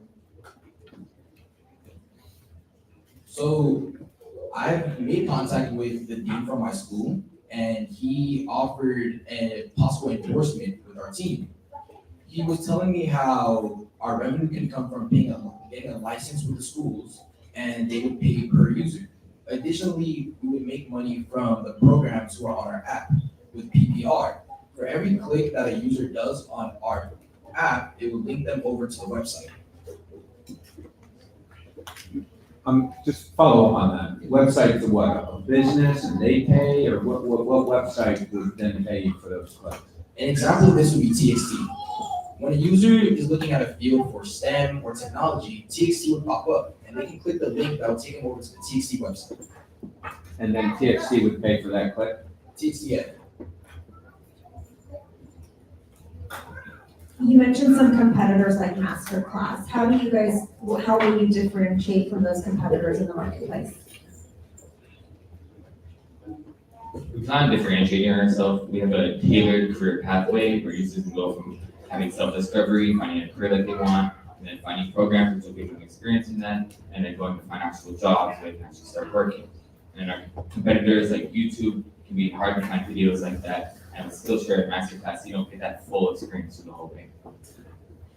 Right, I really like this, guys. You guys did a great job. The demand side of this business is young people looking for exposure to what it means to be an architect, a lawyer, whatever it is. The supply side are professionals or the content that gives you that insight of what it means to be an architect or a lawyer. Where does that come from? And is there an ability for folks like me or others to go on there and record 1 minute, 2 minutes to say, this is what it's like to be an investor?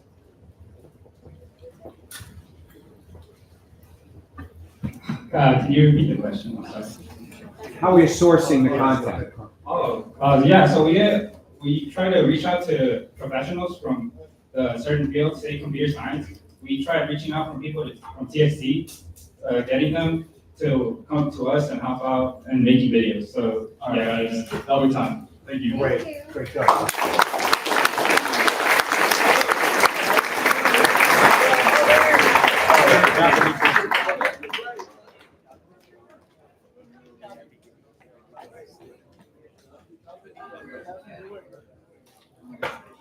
All right, everybody. Settle down.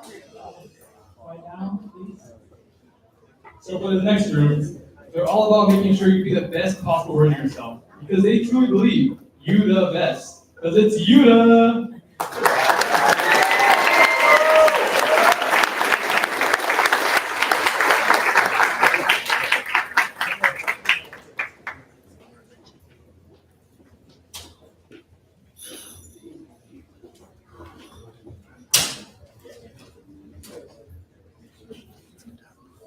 Hi, my name is Nahir. I'm a developer.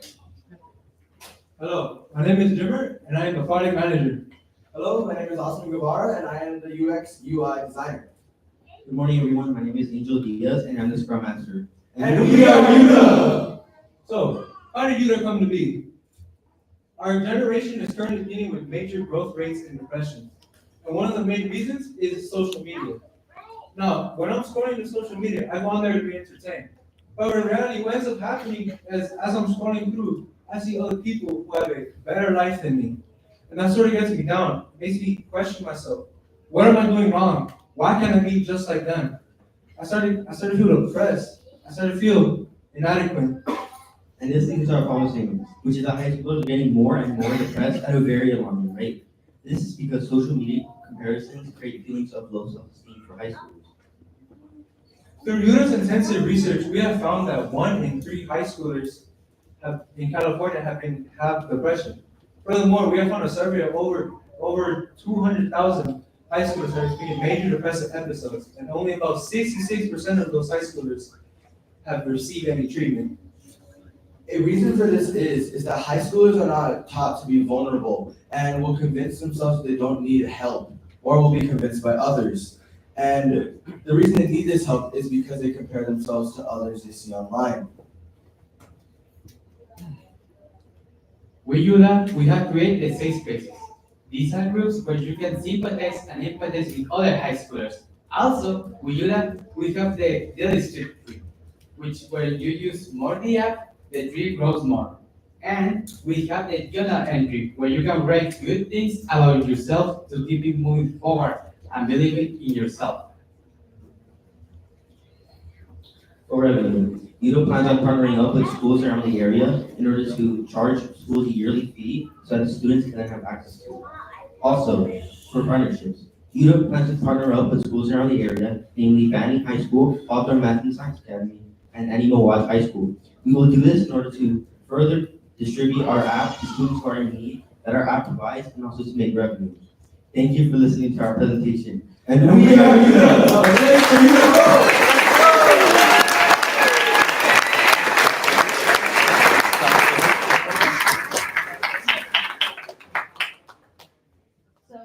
thank you so much for talking about mental health and supporting that. That is such an important topic, and like the personal journey for everyone dealing with that. One question I had was, yeah, you're trying to work with students. What are, I guess, going through this app, how do you think users will get the help and support? Is it like the talking through or reading, or like what are the proper benefits to help combat that like feeling of inadequacy, in your opinion? Like what about the app is changing that?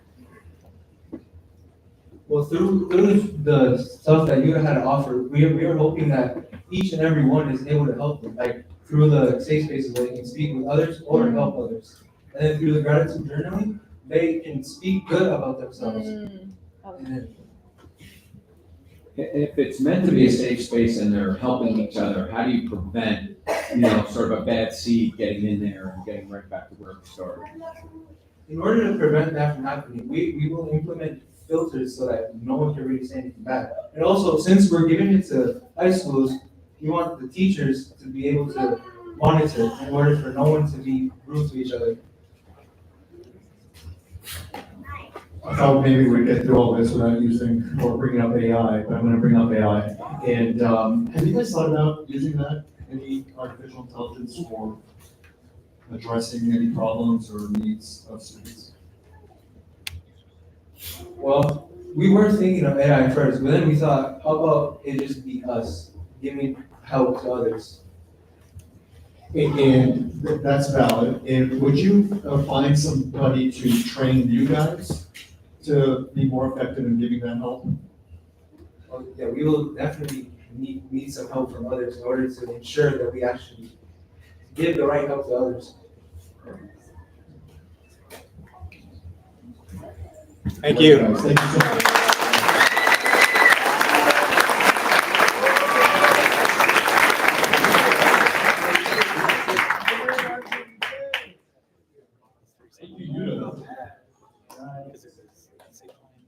So, to welcome our next team, let's holler for Txt Scholar!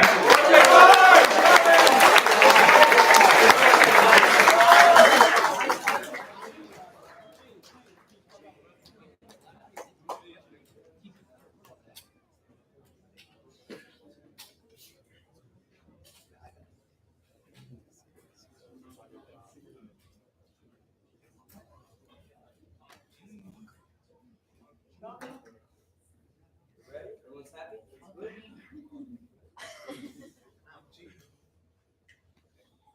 My name is Gene. I am product manager and Scrum. My name is Insia, and I am UI UX designer. Hello, my name is Zach, and I am the developer. And together we are Txt Scholars. I want to go to the top university, much like students here. I want to overcome any challenge, no matter how hard, no matter how much work I have to put in. See, a huge challenge that I'm facing is the SAT. More specifically, prepping for this SAT, since I am not engaged, nor do I feel motivated. And I'm not alone, as user engagement drops up to 30% when motivation is low. And so, Arcade Scholars found that students who do not complete SAT prep leads to lower standardized scores. Arcade Scholars plans to solve that by using gamification elements. For example, let's play Arcade Scholar. So first, I could go to my interactive lessons, and continuously get correct, continuously answer a multitude of questions that will lead me to getting 5 points each time.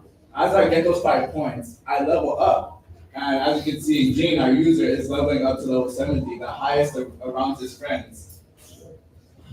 And with this, and he could have never done this without the stats and feedback page. See, what the stats and feedback page is, it records everything you have done from your practice lessons and course. It tells you what you got right, what you got wrong, how much time you have, basically your job sheets too. And basically it says tips and tricks on how to get each course you got right and wrong, and just how to help you with the course and practice questions. This ensures our users are mastering it instead of skipping through our questions. You may ask, how are we gonna make money? Well, the answer to that is a monthly subscription of $5 or our discounted price for $45 for those 1K units. See, our competitors are Khan Academy, but they lack 2 things, interactivity and engagement. How do we know that? Only 25% of people who do the online SAT on the prep courses on Khan Academy finish. See, we justify our $5 pay or a $45 discount price as our competitor, the Princeton Review, charges us $350 to $450 per hour or $2,000 per course. See, Arcade Scholars charges you a little fraction for not only giving you those SAT questions, but we give it to you in a gamified, fun manner. We plan to innovate SAT courses. We've seen what other apps have done good, but we strive to be great. And to be great, we must innovate, which is why Arcade Scholars is the future of SAT.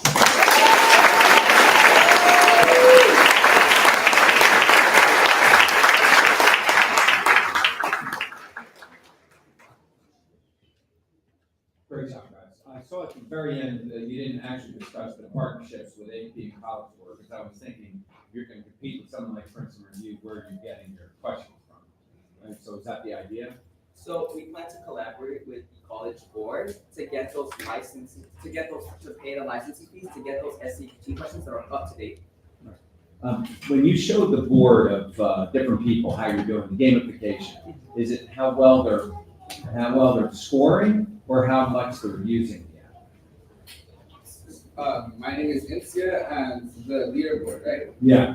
The leaderboard is conducted of how much levels they are. It's basically when they level up, it's basically from highest to least, because they only level up by continuously gaining points by getting questions correct, which is what the leaderboard is basically made for.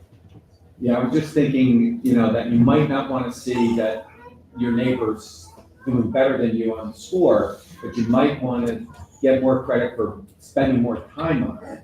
And that way you're really encouraging time, not discouraging because their score is low. Go ahead. So what the point of the leaderboard was so that it was an invite friends only. That way, when you're competing with your friends to get a dopamine rush, you have that access of saying, hey, hop on Arcade Scholars. I want to get a better score. You want to get a better score? Let's get points together. You got it. And so one question, is there somewhere in this app where, like, say I'm really bad at fractions and I'm getting those questions wrong again and again and again, is there something that's going to flag me so that I can learn fractions so I can get that question right? See, our app has a hint button, and that hint button, you can use it at all times because Khan Academy has a hint button themselves, but they discourage users to use it since they take away points. We at Spark Kids Scholars, we want to encourage you to use that input. We want you to say, I need help, give me that help. And you will evolve. You will grow as an SATer, or you can grow as a scholar.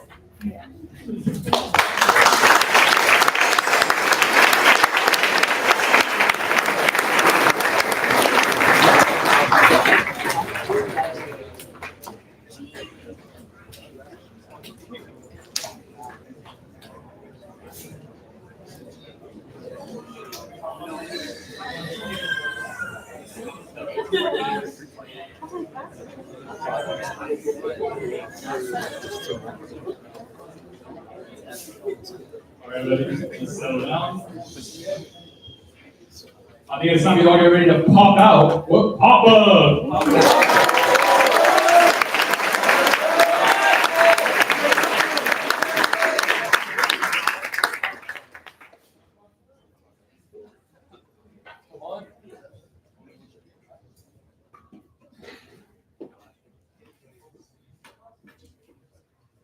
Good morning, everyone. My name is Juan, and I'm the Scrum Master of this team. My name is Oliver Castellon, and I am the software developer of this team. My name is Emerson. I am the UI UX developer of this team. My name is Jason, and I am the product manager. I once had a conversation with my friend. She told me how fun and exciting her trip to a pop-up fair was. After I had the conversation with her, I decided to do some research. As I was doing the research, I was questioning to myself, why haven't I heard about this event? And that's when I noticed that this system of promotion is disorganized, which leads us to our problem statement. Pop-up event owners have no organized way for customers to view their event, which causes them to miss out on opportunities. So how do we know our market? In our survey, 70% of participants said they are interested in going to a pop-up event. Additionally, 50% of people said they are gone to 0 to 3 pop-ups in the past. This is important because we want to know why a large amount of people are interested in going to pop-ups, but only a small amount of them have been to multiple in the past. When trying to find the source of the problem, we noticed that in our survey, 65% of people rated the difficulty of finding a pop-up event between 6 and 8 out of 10. Our research also shows that 50% of businesses struggle with poor promotion or low foot traffic. That's where we come in. Through our app, pop-up event owners are able to advertise their business and their information about their business to users in an easy and cohesive way. Through our many features, like our marker feature, which places markers all around the current user's location, as well as below the map, a more descriptive version of these events. These event owners can also post these events directly to our app through our posting system, only giving small descriptors such as a description, the time, the date, images, and the exact address of this location. Furthermore, users can create their own profile for this app, sharing their interests and hobbies, as well as their favorite places, and a personalized QR code that users can process payment information when they're at their event, as well as help us track what users are going to these events through our app. Our plans for revenue consist of assigning QR codes to our users.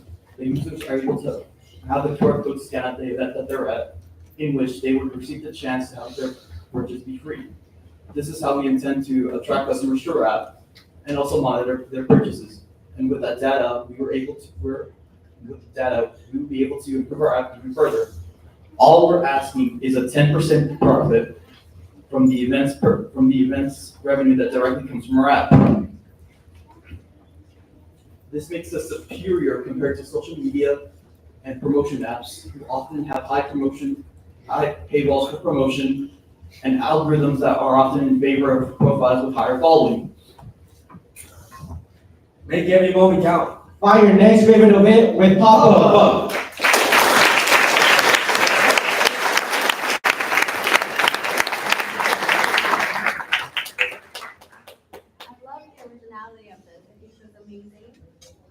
Tell me some of the challenges that you anticipate facing once you launch. One of the biggest challenges I've anticipated, as well as our team has anticipated before when we launch, has been getting a user base, because a lot of these flea markets are extremely spontaneous. So tracking them is also going to be a partnership between these events, such as The 66 flea market is one I've been personally interested in partnering with, so that's one of the issues we've been wanting to combat.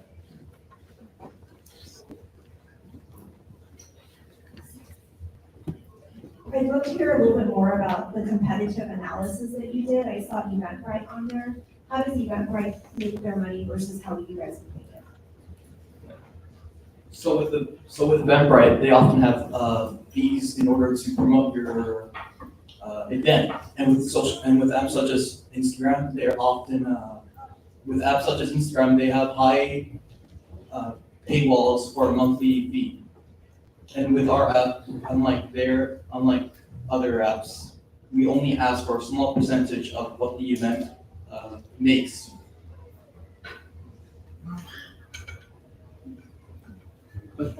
Yeah, I have a question. 10% of the profit earned from your, I guess you could have people go to the pop-up that maybe heard from your app, but you didn't necessarily connect that dot, and therefore you might not be able to get the money. Like, how do you ensure you connected the dot? So the way we ensure that only the profit comes from our app, if the person directly scans their QR code at that event and says, oh, I'm here from this app, then we get the profit. We don't require it to come from all of the sales made at the event, only sales that are responsible via our app. Thank you.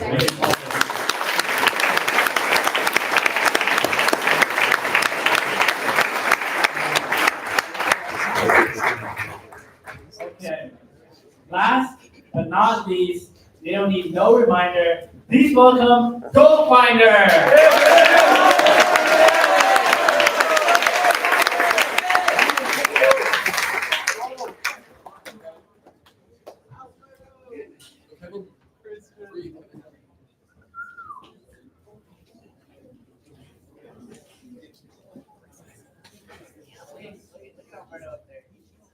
Testing?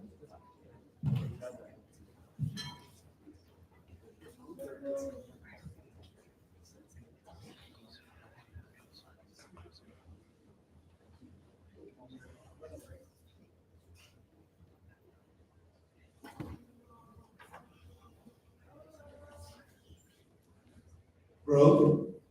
Opportunity. Hey. Learning. That's GoFinder. My name is Kevin. I'm a Scrum Master and Product Manager. My name is Christian Contreras. I'm on software developer. My name is Alberto Flores. I'm the UI UX designer. So coming into my junior year, I was always interested in music. I decided to look for a music program that was nearby and affordable for me. I went on Google, but all of the searches were really irrelevant to what I was looking for. And I got really frustrated looking through all those websites with meaningless information. I decided to give up my pursuit. It wasn't until I got to TXT when Christian had actually introduced me to an app that he'd been in, a program that he'd been in, that was not only nearby, but was completely free for music creation. That's when we were introduced to the problem. The problem is that low-income students aren't exposed to the many affordable enrichment programs in LA. Our data shows that 73% of people struggle to find programs that match their needs and interests.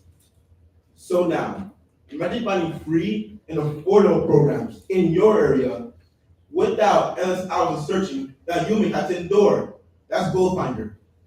So now, imagine John.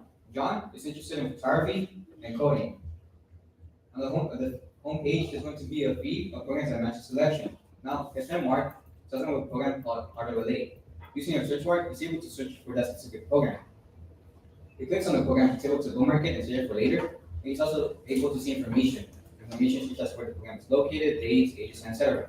Now, if he wants to apply, he's able to simply click the apply button and he'll be directly into the application. It's simple and concise, which is what GoFinder aims to do.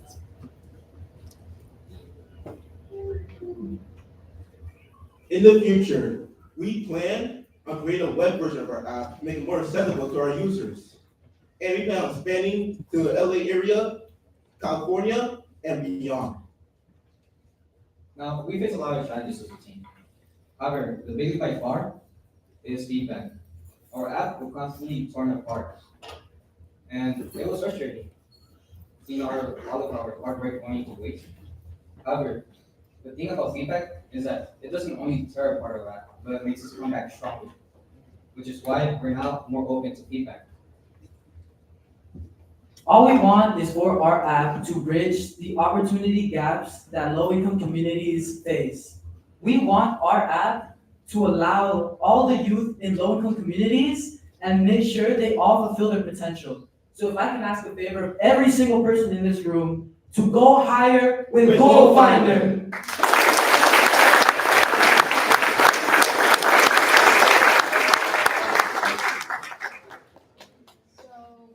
Where would the profit and revenue come from? Would the people be applying to join this app and then get all the opportunities, or is it coming from the other side? Like, are people paying to post their programs in this site? So right now, obviously we have no users on our app, so we can't really charge for promotion. But we wanted to stray away from charging the users because it's mostly high schoolers, and they obviously would be less likely to pay for an app like this. So once you've grown large enough to where we can guarantee applicants through our app, they can pay $15 a month or $150 a year to have their app in the sponsored program section. And that'll increase their visibility, and that's what will make our revenue. Yeah, and that was my question. My overall comment is thank you. I feel like especially large families and everything, sometimes you feel bad. Cousins, friends, families, so this is a really cool app. So good job. Great job, guys. I really like it. Did you guys talk to a number of programs that actually provide services and so on? And they said to you, yeah, we cannot fill the slots. How many folks did you talk to like that? What did they say? So we reached out to many programs, and one of them that really struck out to me was an organization in Watts. We visited the Imperial Courts, and essentially what he was telling us was that he'd have to knock to every door in that community to have the kids actually come out. And even though he'd been in that community for 6.5 years, there were still families that had no idea that that program existed. So obviously it is a problem. What do you think is your biggest business challenge? So our biggest business challenge is getting programs into our app because we have to communicate with them and we also have to code everything in. So yeah, it's a challenge for now. If I could also add on to that, it was a real pain trying to look for apps for the demo because there was so much information that we didn't really need for our app, and we had to sift through every single website. So obviously, it's really just a pain point, and we're trying to more so streamline our app so to make it simpler for everybody. Great job.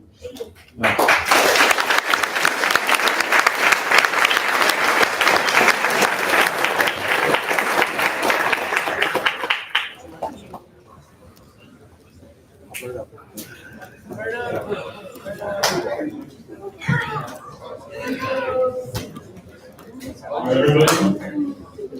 That was all 12 teams. So give a round of applause to everyone. You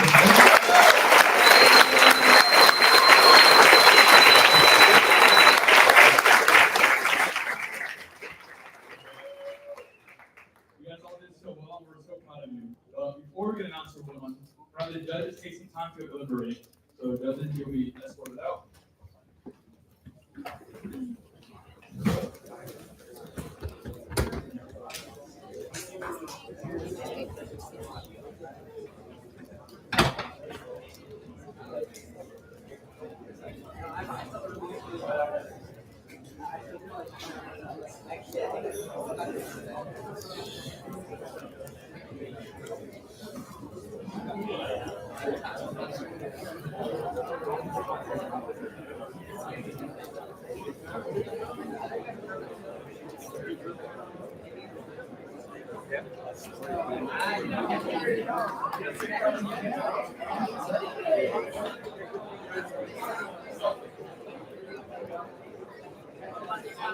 Hi, everyone. Remember, right now we don't have the judges. Go ahead and deliver. You're gonna have a hard, tough time. We have 5 groups that are gonna be, 3 groups are gonna be winning first, second, and third place. So first place get MacBook Pros. Is that correct? MacBook Pros. MacBook Pros. So first place get MacBook Pros.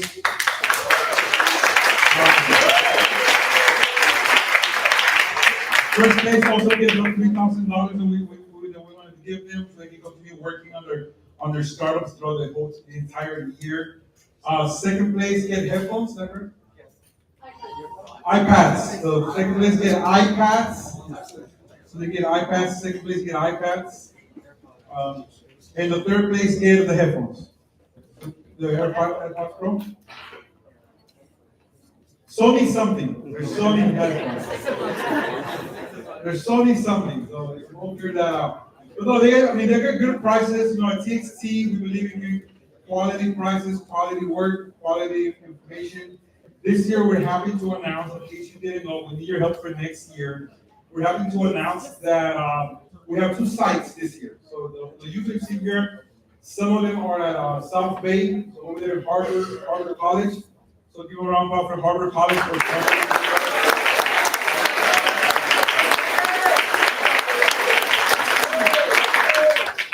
we are looking for more youth in that area. So if you know a counselor, a teacher, a principal that can let us go talk to their youth and recruit students for the Harvard area, South Bay, that's been a very awesome project and expansion that we've done. The goal of TXT is to expand throughout LA County. We have groups all over LA County. Every year we get about 300 applications. So we want to get ahead, make sure we can go more opportunities for the youth that are doing this right throughout LA County. We have one youth here, you know, he comes from 2 hours away, 2.5 hours away. You know, but young Yen over there, 2.5 hours away.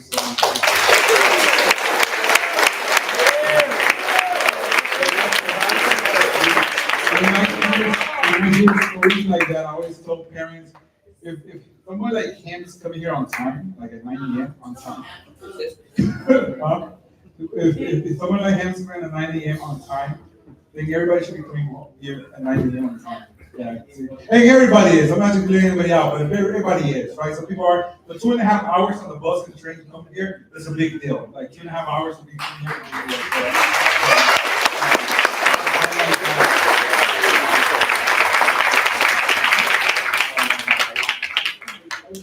At one point, we had a kid that was coming all the way from Magic Mountain. Yeah, we had from Magic Mountain, so it's been a long way to go. So we always want to do that. So if you have somebody like a counselor, a teacher at these schools around the Harvard, South Bay area, let us know. We want to recruit more students from there. Also, we're going to be expanding to the Valley at one point, so we want to make sure that you guys help us with that. Tell other friends, other parents, you know, about the program, so we can give more students the opportunity to do the same thing over and over again. Some parents today have asked me about what happens after the summer program. So what happens? That's the big question for parents. So the answer to that is, once a texter, always a texter. Once they become part of our family, they're always part of our family. If you see my alumni in the back there, can you get that on? So that's one alumni back there, some alumni back there. The people who have worked at like companies like Google and Deloitte and Microsoft, and they're here, they're just like hiding over there. But they're here that we have. So what happens is your son is welcome to come back, right, all year long. The space is the cube, which is the Mercado La Paloma across the DMV. That space is their space. So if they need help with math, with science, with English, with college applications, any of that, we're here to help. Now, we're not a program that has per se counselors on staff that can help them, but we get them the help that they need, right? We just need the dedication, and we need also for them to ask us and say, hey, this is the help that we need. All summer long, we've been teaching them how to ask for help. That's going to be very important for their careers. It's going to be very important for college for them to ask for help, right? So if they want to come by, the doors are open for them. Our staff, we have one person on staff, her name is Carla. She will be helping with resumes and college applications and essays. Sometimes at some schools, there's only one counselor for like 100 kids, right? So, you know, the texters and everybody, the texters have the opportunity to come to us and get that help they need. We're here to support them all year long, and we're here to support them in college. On the 17th, I'm flying over to Texas because we're taking a youth to Texas to go welcome, which is the weekend of like, hey, welcome to college kind of thing.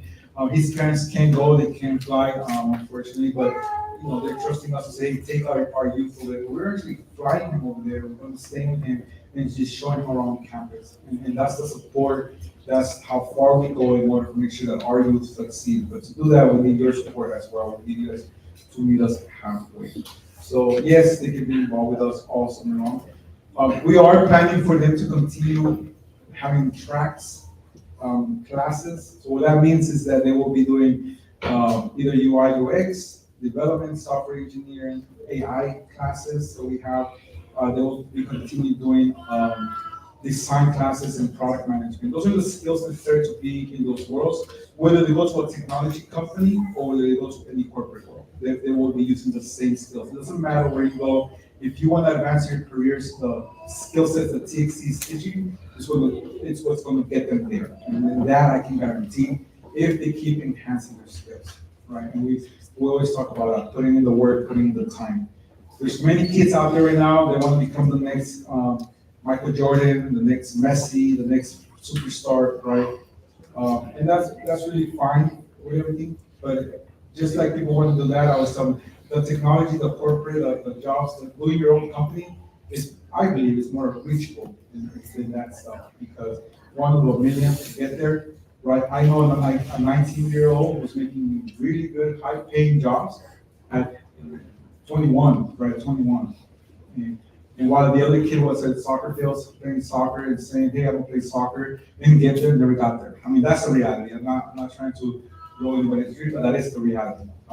Now, what I would tell the kids is like, if you want to be a basketball player, a football player, and a soccer player, then you better be able to play at 4 a.m. in the morning all the way to like 8 p.m. at night because you gotta be the best. You have to become the best, and you have to by the age of 14, 15, you should be getting recruited already by top teams in the United States. And that's just the reality, you know. It comes from somebody who got recruited to play lacrosse at the university level. So, you know, it is what it is. But if your kid wants to become a tech entrepreneur, if they want to become a high-paying person in the jobs, right? 3 years, 2 years, they'll be there. I mean, there's no reason why.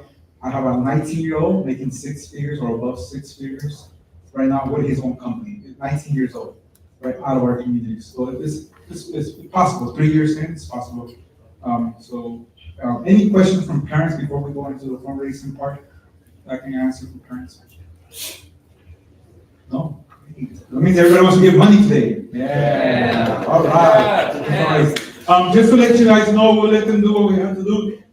Per kid, our cost per kid is $3,000 per kid. That's how much it costs, right? Everything that they get in the summer is free. Everything's free, right? Just the computers we're getting today is $3,000. Only the computer is $3,000. And I tell you that to say, hey, we gotta support each other. We gotta keep raising funding.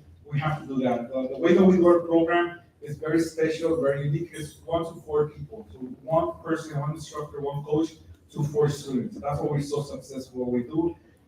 There has been other companies that have asked us to expand and go to like 1,000 kids.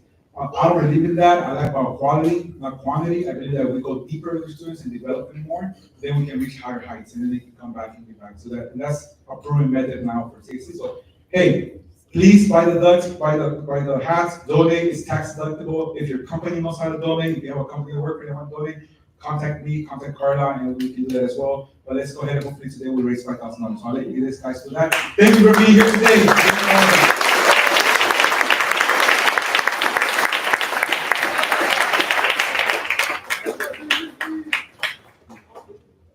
All right, everybody. Like Oscar said, our TXT does a lot for the students. And what's the best part about it is that we do it for free for the students.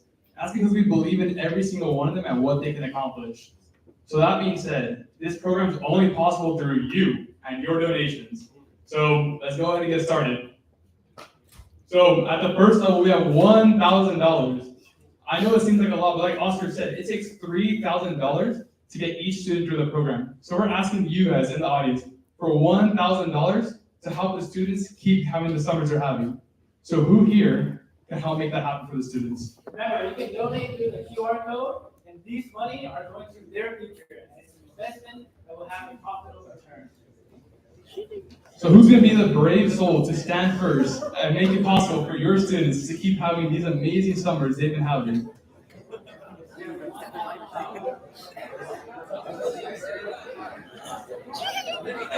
I could speak for someone.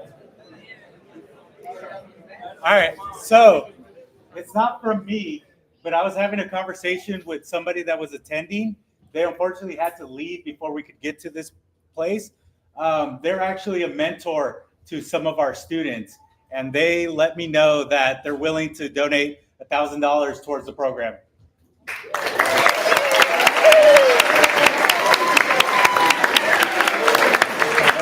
All right, our first $1,000. Who else is going to donate $1,000 to keep helping students? Hey, he stood up.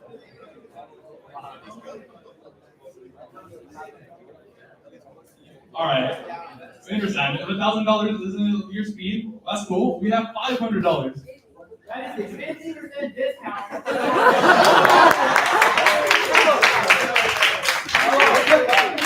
So for $500, like Oscar said, our plan is to have your students be able to work year-round on their apps, and not only work on them, but get paid to do so. So if you want your students to get first-hand experience and get paid to do it, you're going to donate $500 to help make sure your students are invested in their dreams. So who's going to donate $500?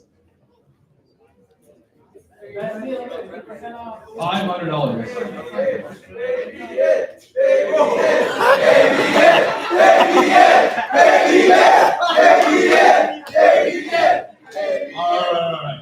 Give me a few years and I'll come back.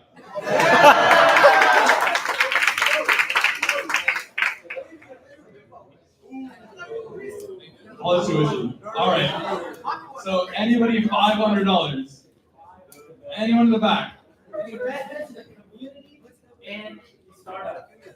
If you don't believe us, ask your students. Students, did you have fun this summer? Yeah! I'd pay $500 for that. Did you have fun at Riot?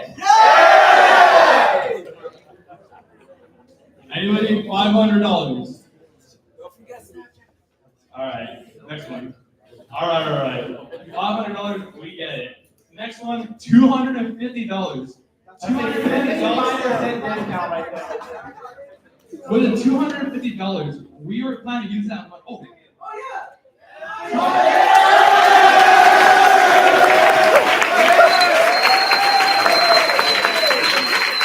Go ahead and see them.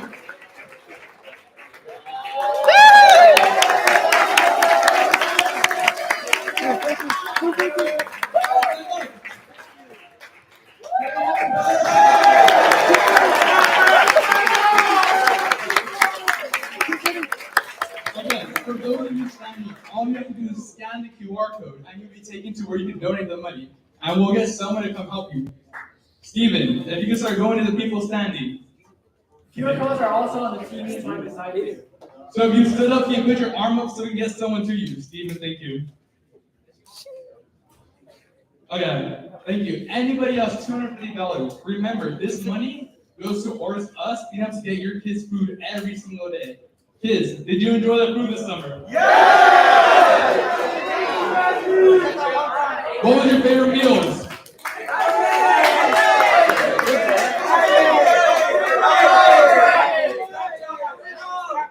All right. Chick-fil-A is not cheap. So for $250, let's keep getting them Chick-fil-A. All right. Steven, in the middle.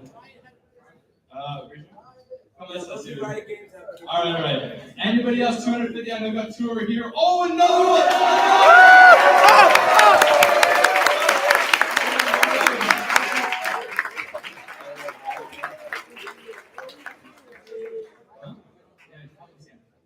All right. Another one? Oh, another one!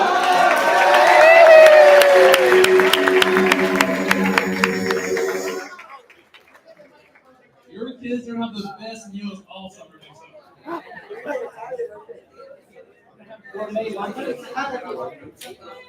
All right. Anybody else $250? Did you guys have fun at Snapchat?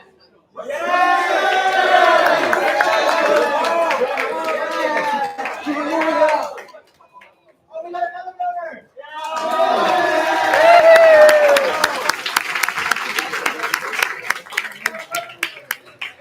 Anybody else? You gotta raise your hand. We'll come to you. Oh, we got another guy.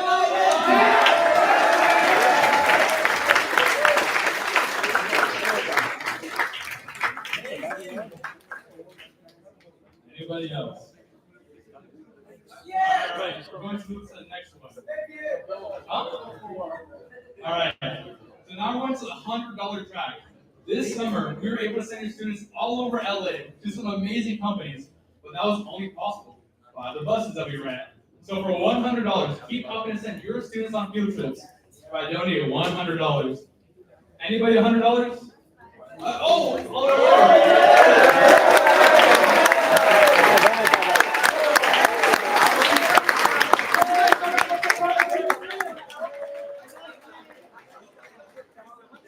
What was your favorite trip this summer?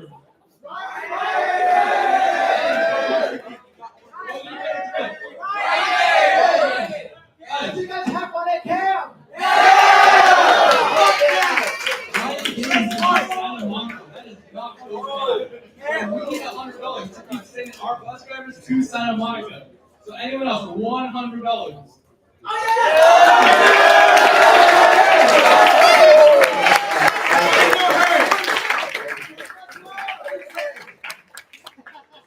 Anybody else? Students, are these like old school buses or are they nice AC school buses?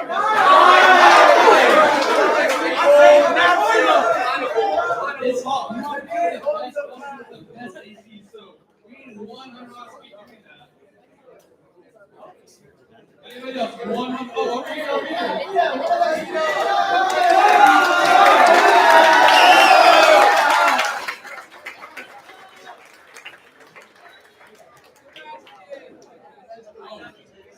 You can help with it. If you want to pay cash for your donations, you can go ahead and speak to Leslie over here. Okay, if you guys have cash and want to donate today, you can go ahead and speak to Leslie over here.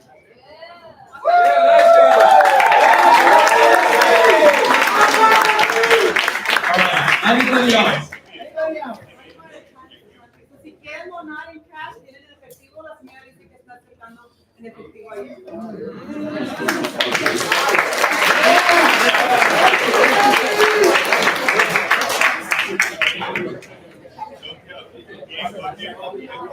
Alright guys, we're going to the next track. For $50, we can keep your students in the best quality merchandise we have. Right, can you look at all of your backpacks? Guys, look at this backpack.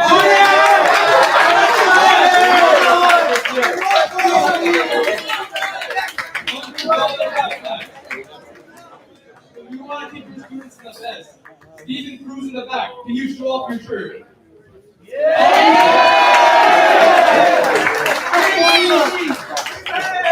Every student gets one of those in the beginning of the program. We want to have them looking their best. So for $50, could you help us keep them looking their best? $50, anybody? Thank you.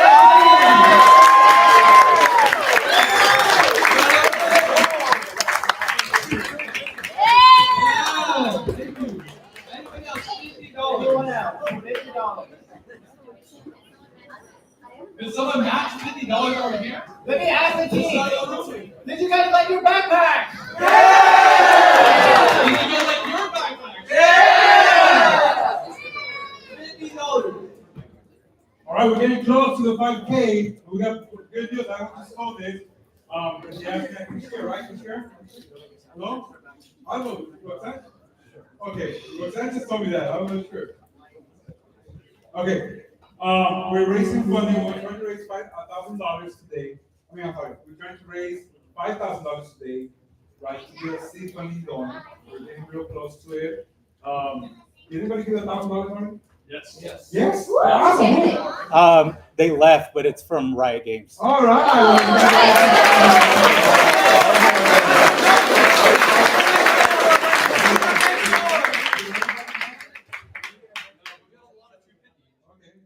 Before we get close, so what I was going to say today is that we have someone, you going to match $1,000?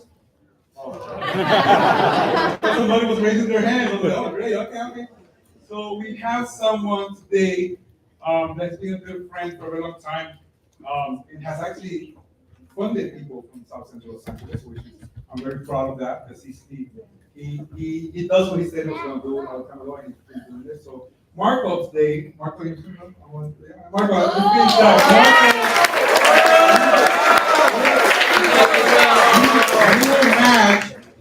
rates today. So let's get to the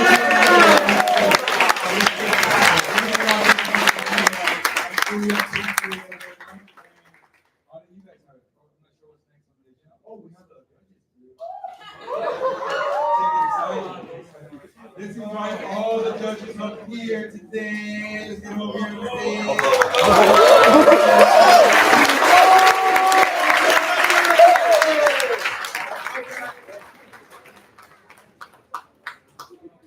okay, so we have, who's going to do the first? You guys going to do it? So, third place, who's doing first place? First place. Okay, Tom. Okay. So I want to give the mic to the judges. They're going to do third, second, and first place. So let's get ready to announce. When we announce the records of drum roll. Drum rolls.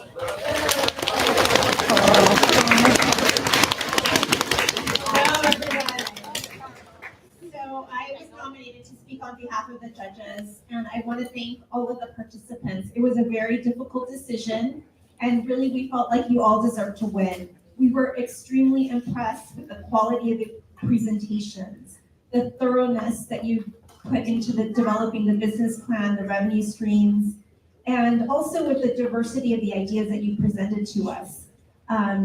Both with regard to, what I see in the workplace a lot is that there are a lot of individuals that don't necessarily come from our communities in decision-making roles. And so they lack kind of the experience that we bring to the table. And so I really commend you for thinking through a lot of problems that exist in the community solutions. And I want to also add that I graduated from UCLA Anderson School of Business. And in order to graduate with my master's in business administration, the students in my class had to essentially do exactly what these students did.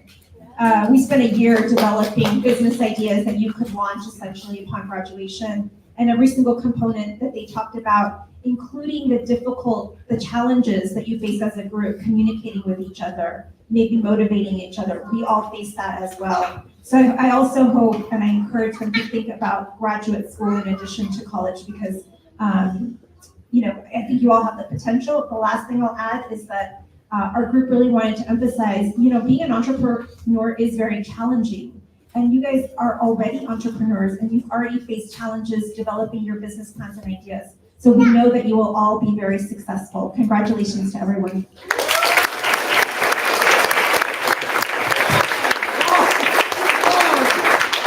Okay, we're going to start with third place. This one I feel very passionate about and very close to, and I would say if this group looks to take this forward, I would love to volunteer and help that team and maybe even fund a portion of it. So congratulations to Lenda. Let's go!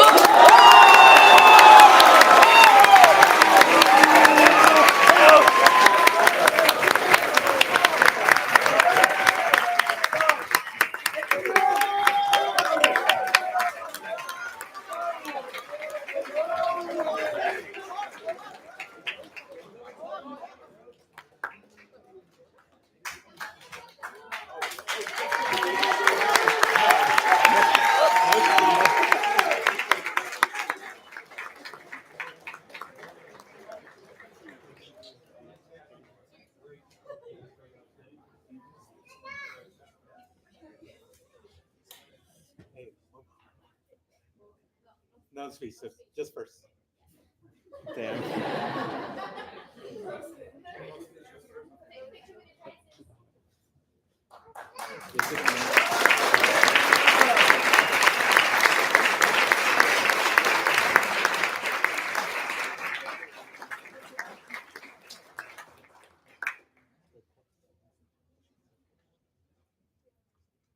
Okay. Second place. I think as LA native, and there's a lot of amazing worldwide events coming, I think there's a big potential for growth. And personally, as someone who uses it all the time as well, I'm excited to announce second place.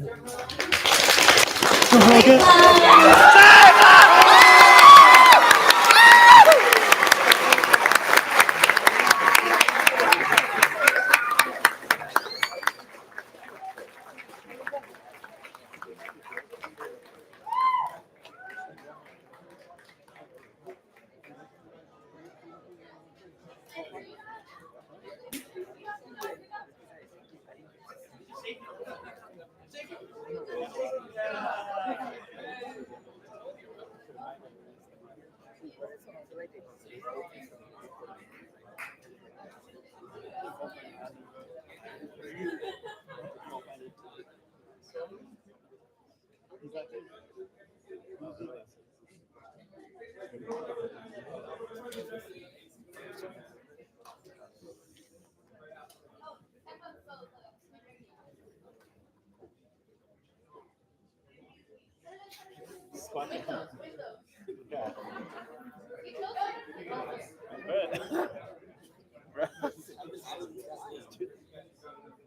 at that. That's not bad. All right, Patrick. Wendy.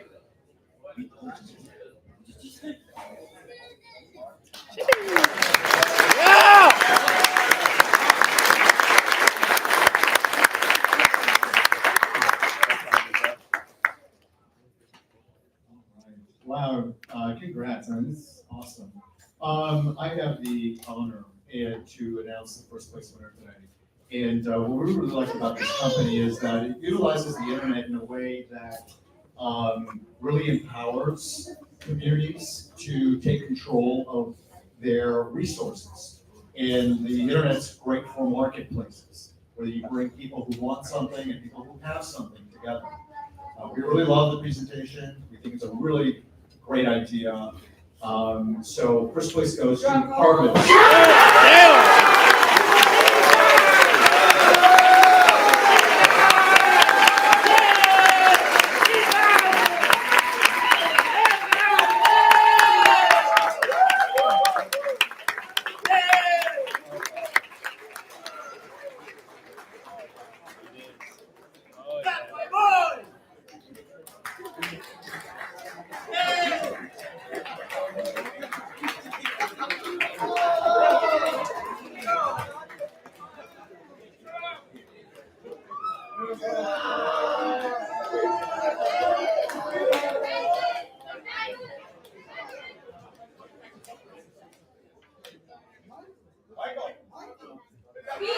Let's go, Michael. Let's go, Michael.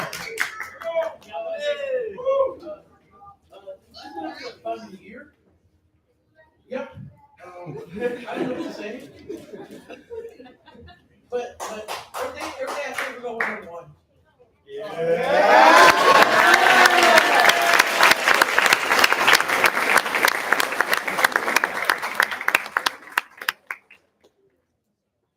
This has been an amazing year working with my team, working as a designer. I wouldn't have a better team like this.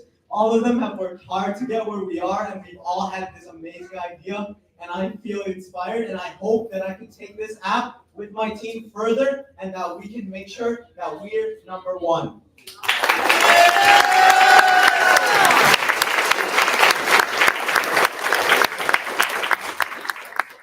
I'm so happy to win first place. Coming back, really being able to win and work hard with my team. We really enjoyed this summer, and we were able to work really hard to win. And so I'd like to thank my team foremost. So yeah.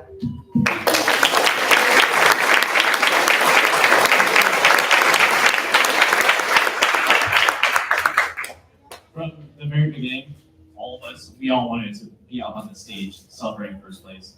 And from the very first day when we started ideating with this, we knew that this idea could take us there. And I'm so glad that every single one of us were able to excel in our own roles and work as hard as we possibly can to make this a reality. We plan to keep going. Thank you. Thank you.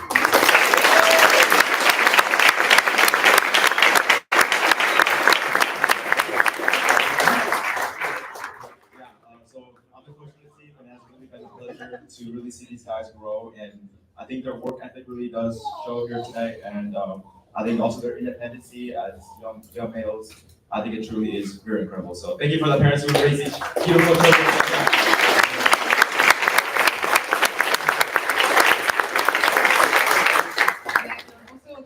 Team, I had the privilege of being a mentor to Michael over summer. I've seen them really grow a lot from the beginning. They were so dedicated, hardworking.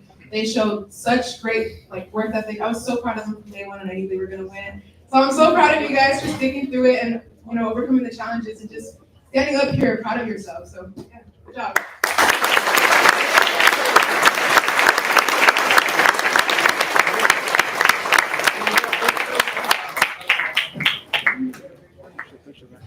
Picture.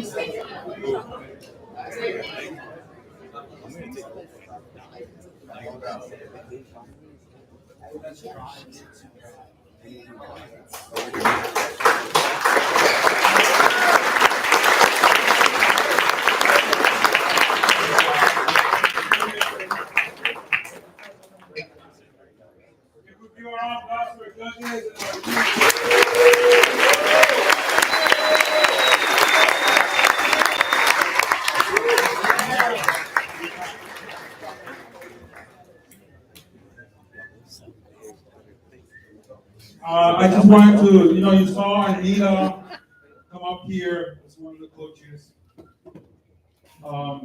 And Gigi up here, one of the coaches. I want to give thanks, a lot of thanks. We mentioned some of our funders, and also partners, but Stanford, Stanford, very special in our hearts, to be very honest. That's Anita goes to Stanford, to be her own boss, and so does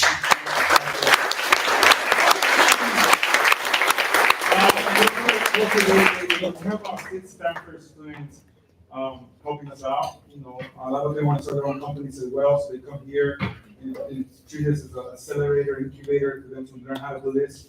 And one of the things they always tell us is like we've learned a lot by just coaching others to do startups. But Stanford University, since day one, since the time that we were at Starbucks, since the time we were at Starbucks, doing it at Starbucks, Stanford provided funding for their students to come and coach and instruct our kids. So that's why I'm so grateful and blessed that Stanford part of us. How did that happen? One of the things that we do at TXT is that we say leadership is action, it's not position. We don't believe that leadership is just position, it's action, right? No matter where you go, you take action. One of our former students who helped us with the idea of TXT, he went to Stanford. And then he called me, he said, hey, I want to come and work for you. And I said, well, I can't pay you. He said, don't worry, I'll figure it out. Stanford will pay for this, And he did all the paperwork, the non-profit paperwork, and he submitted it to Marco. His name is Marco, he's an electrical engineer now for a huge company in Pasadena. And he filled everything out. And Stanford said yes to him, and then from there on, from day one, we have Stanford students come back. So I want to give a round of Stanford for all that.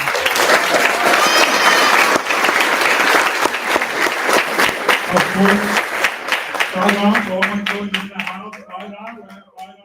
We couldn't do it without USC. We just couldn't do it with USC. When USC heard about us being across the street, they said, we can't let that happen.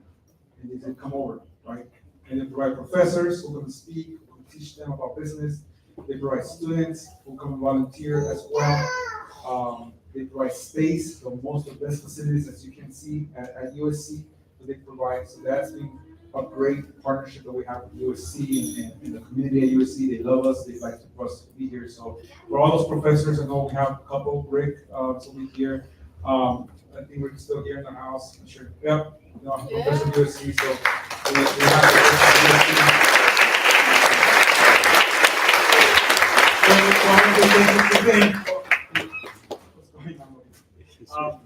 So we want to just thank the other partners we've had here. I want to mention Edison real quick because Edison, there was a time at TXT, there was a time when urban text was just an idea, right? And in fact, yesterday, KCAL 9, we'll be on the news tomorrow at 2 p.m. So KCAL 9 or 11 p.m. If you want to look at the story, that's on KCAL 9. They came yesterday to do a story.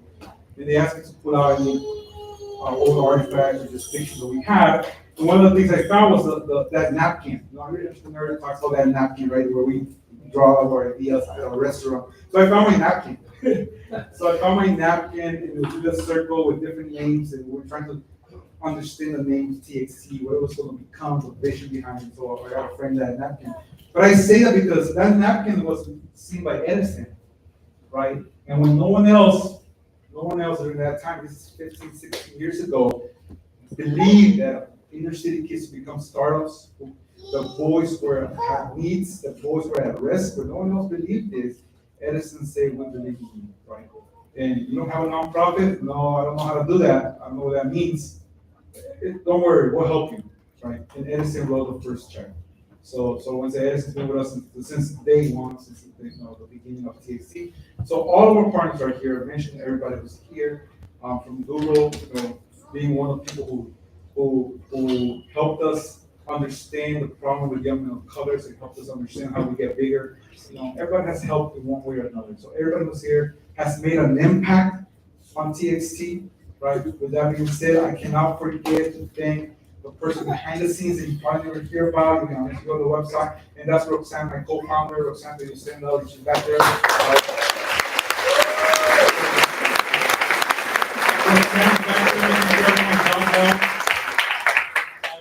Board chair also, she had complaints about me or anybody else, but very well come to me. So she's also my boss as well, so I want to thank that. I want to bring Will, right, Will? So I want to say thank you to Will. Come here, Will. Come here, Will.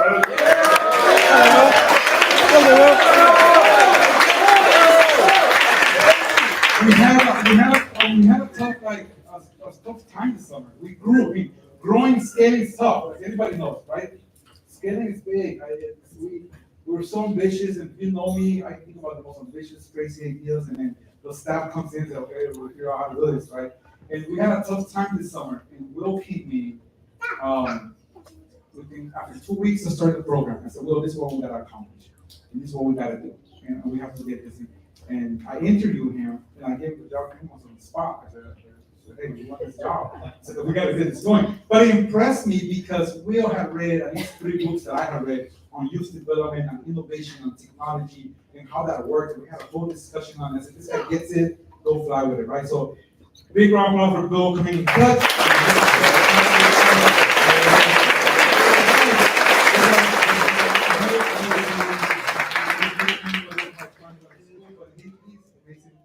Mr. Navarro was a counselor at one of our partnership schools in the back. Say hi to everybody. So I'm going to look forward because we have people to thank, and I won't remember everybody, but Will. All right, thank you. Well, Oscar gave me a lot of credit. Part of me knows that I don't deserve it all. So I'm going to start off by thanking a few people. Can I get all the coaches to stand up?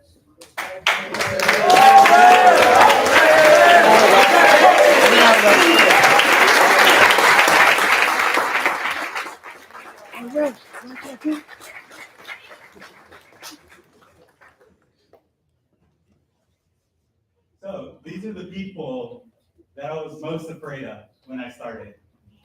Because most of my life I've been working with youth, and it made me nervous to work with some very impressive adults. And they took the feedback that I gave them. They gave me feedback, which helped me grow as a leader. And it's impressive. Let's make sure we give a big round of applause for these people.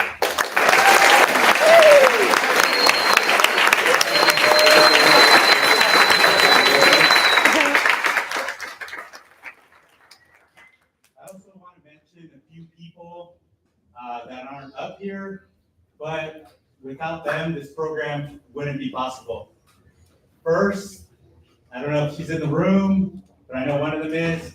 I'd like to thank Carla and Leslie for all the hard work they did.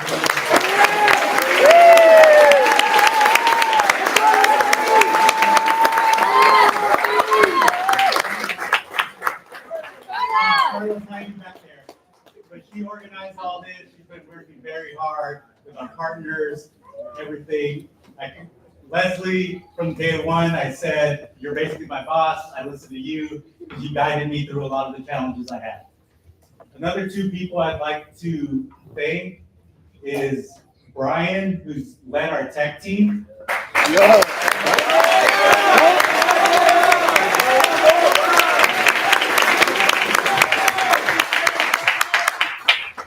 Brian's a former member of TXT. Now he comes back to give back. So it's great to see him, and he inspires me to keep going. Another person that has basically held it down for our design team, so I want to give him thanks. If Gio's around.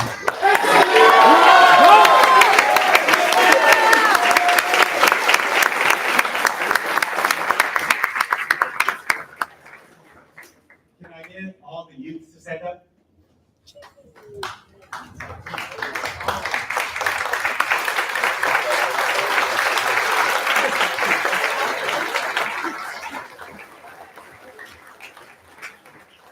So without you guys, we basically can't have anything. You guys have been working really hard, and it showed today. I'm very impressed by a lot of you. I personally got to run the USC site, which was amazing. We had amazing people there. I saw a lot of growth and a lot of leadership. And I'm hoping that they take these skills that they've learned and take them back to high school. And they can then spread what they've learned. And we can start building a big network. I want to give the mic real quick to Adrian, because, or he can tell you. Hello. I know your hands are sore, but let's give it up one more time for the students. Amazing, amazing work.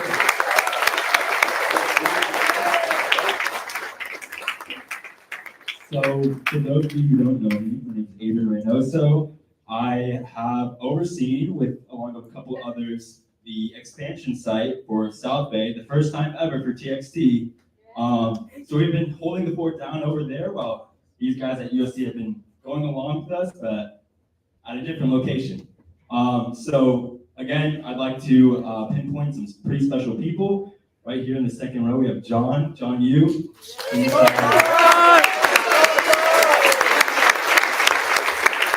John has handled everything technology, the technology lead. He's taught your kids at South Bay, worked with them relentlessly on their app every single day. So without him, what you saw up here probably wouldn't have been possible. So just another round of applause for John.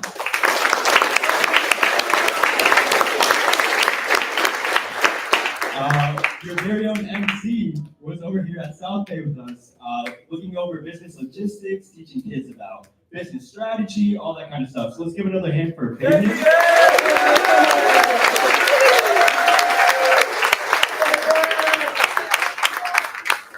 And I want to give a very, very, very special thank you to two specific individuals, right? It's pretty intimidating when you're the only two coaches and another site has, well, how many coaches do you have? 10. So they're the only two at South Bay. But I want to give a specific thank you to Patrick and Tony.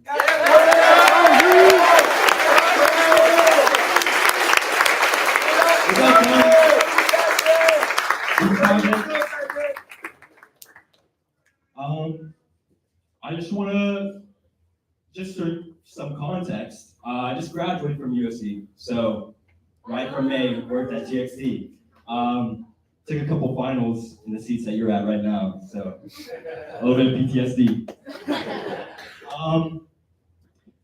When Oscar mentioned that what these kids are doing is really advanced, I'm here to attest as a very recent grad. I know college sophomores, juniors, even some seniors who can't do the level of technical expertise your kids are doing right now. And I'm so very serious about that. What your kids are doing is special. And I remember when I took up this job and I saw the overview SCLA, I was like, oh wow, they're doing full stack development. And it's not like some beginner full stack. This is real stuff. And just along for the ride, I've been impressed by my South Bay kids over here. And even coming to USC, seeing the projects that the entire SCLA team has been doing, just insane. So your hands are sore, but one last time, let's just give one final round of applause for everybody here.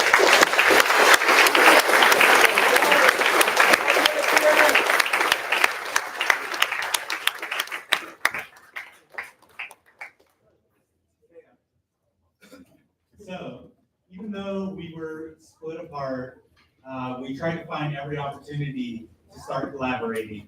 We started with attending Riot Games together, And it was a great moment to see South Bay experience what it's like to be at a gaming company. And over the last week, we actually combined sites here at USC. The reason for that is we wanted to bring all the collaboration together. And I think it shows. I think our students learn from their students and their students learn from us. And I think that was clearly demonstrated in these presentations today. So I would actually like the youth to turn to the audience because I do want you guys to thank the people that actually put you in this position, all the stakeholders, the community, your family that put you here. So let's give a round of applause for them.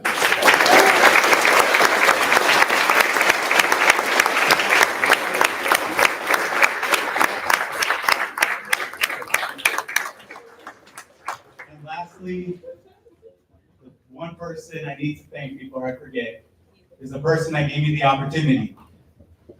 We did have that conversation. It was fun, it was interesting. He was ready to hire me before one interview question was said. So it was interesting. That was the first time I've ever had that. He's taught me a lot. I think I've taught him a little as well. So I look forward to continuing this collaboration and looking forward to the next summer when we have Demo Day 2025. So I'd like to bring up Oscar to finish us off.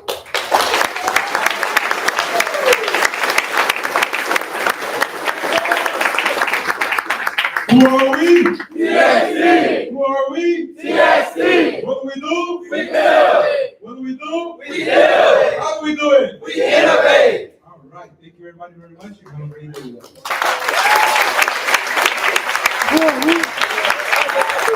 Next person, Lil, please make sure you stay behind so we can talk about Texas and Lil. You have 10 minutes to come back, Texas and Lil. Go say hi to your parents, go take hands. 10 minutes to come back so we can talk about Monday. Monday is a retreat.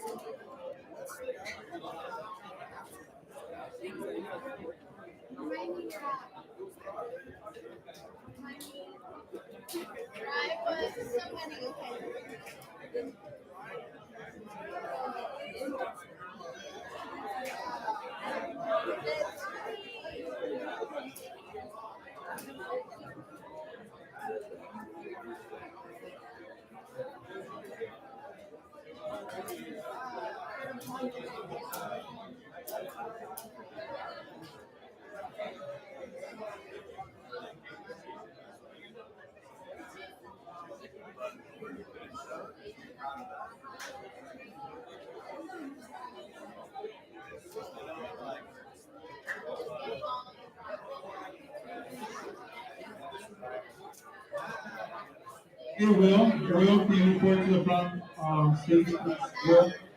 Will.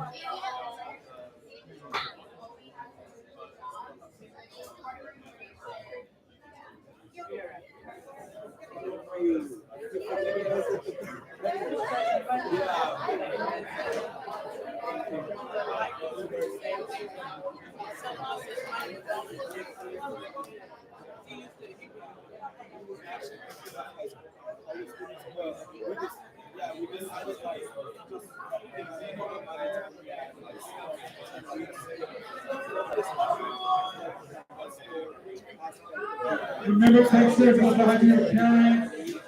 Come back in 10 minutes. Come back in 10 minutes.